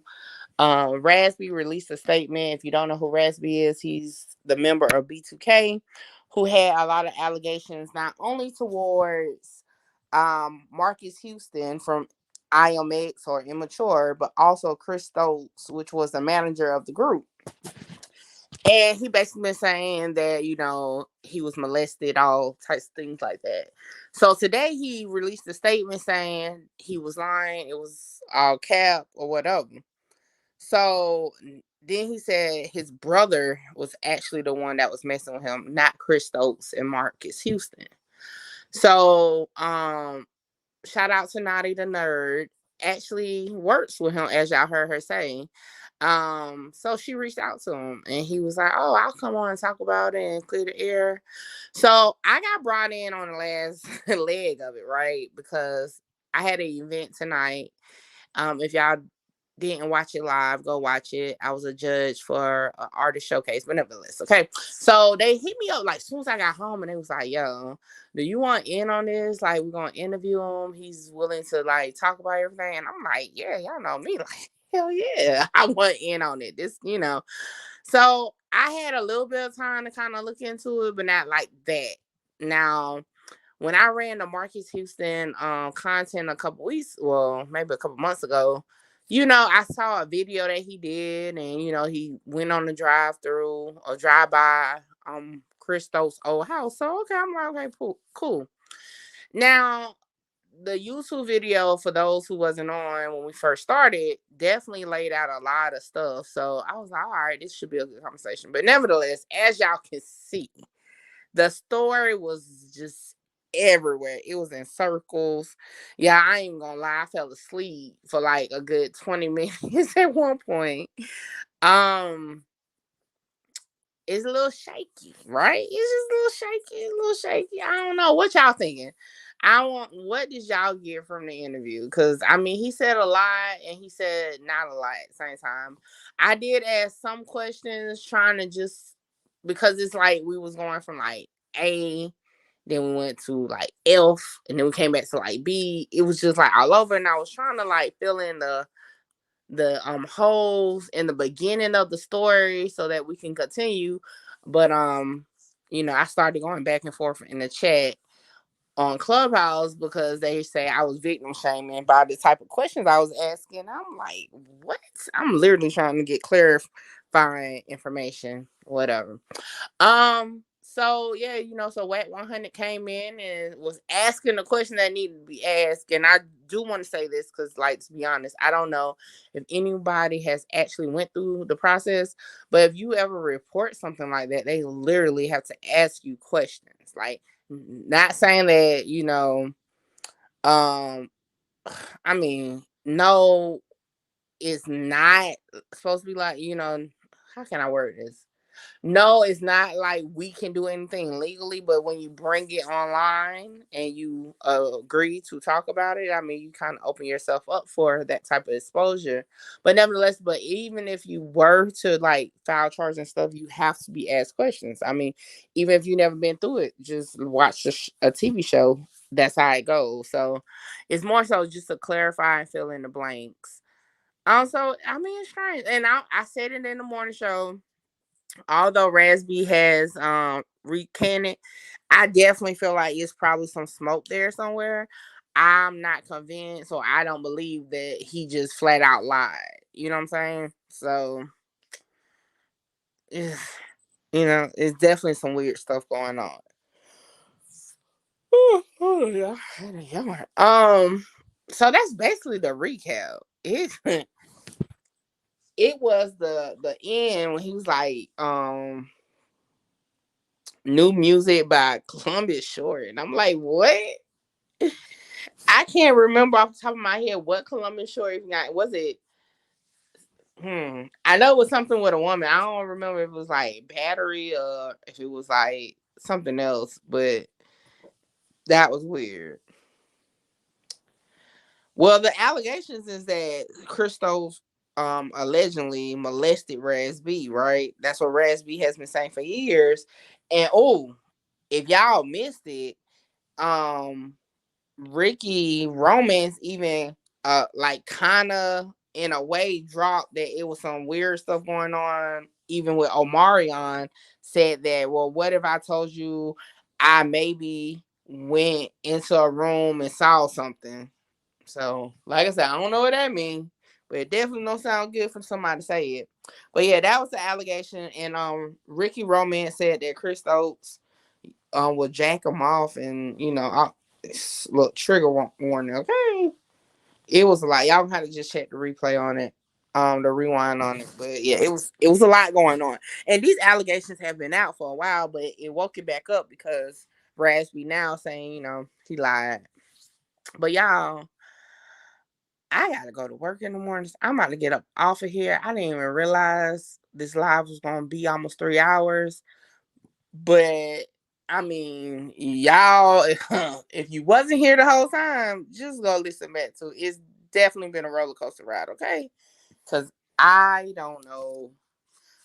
I'm still over here scratching my head. It kind of woke me up, I ain't gonna lie. Because I was asleep. Because I just don't know. On another note, before I end, so I did start looking through that old block paperwork, and okay. That's all I'm gonna say, right? It's a couple things that we can finally put to rest on, or not to rest, but to like clarify it, because it's always, I've been talking with some of my you know, liaisons that, you know, in Chicago, and it's a couple things that even people in Chicago excuse me, even in Chicago wasn't 100% sure about when it came to the FBG Duck murder case. So one in particular, oh my bad, one in particular was if was Zell Munda or Muna Zell, if he was listed in the documents as being part of the actual murder. So we can finally get into that. Like, this is going to be definitely some content when it comes to breaking down the paperwork for the O Block case. But like I said, I'm working on that, and that's pretty much where we at, man. Like I said, I'm about to get up off of here. I'm gonna play my outro, but this was definitely last minute. I wasn't even expecting to go live, but I was like, hey, every other YouTuber is gonna grab it, so why not do it, right? So y'all, with that, I'm gonna go ahead and sign off. I appreciate y'all. Y'all already know I've made it over 5K. It's crazy to think, what, 3 weeks ago I was at 2,500, and I'm like at 5,000 and some change now. You know, 3 weeks ago I was at what, under 400,000 views. Now I'm at 1.1 million views. Hey, so I appreciate y'all. Everybody that shares, like, all that. I just can't say it enough. I appreciate y'all for real. And we're gonna continue on. But let me go, because my eyes, look, I'm over here talking, but my eyes are closed. I hope y'all have a good night. I'm gonna play my outro, and then I'll holler at y'all later.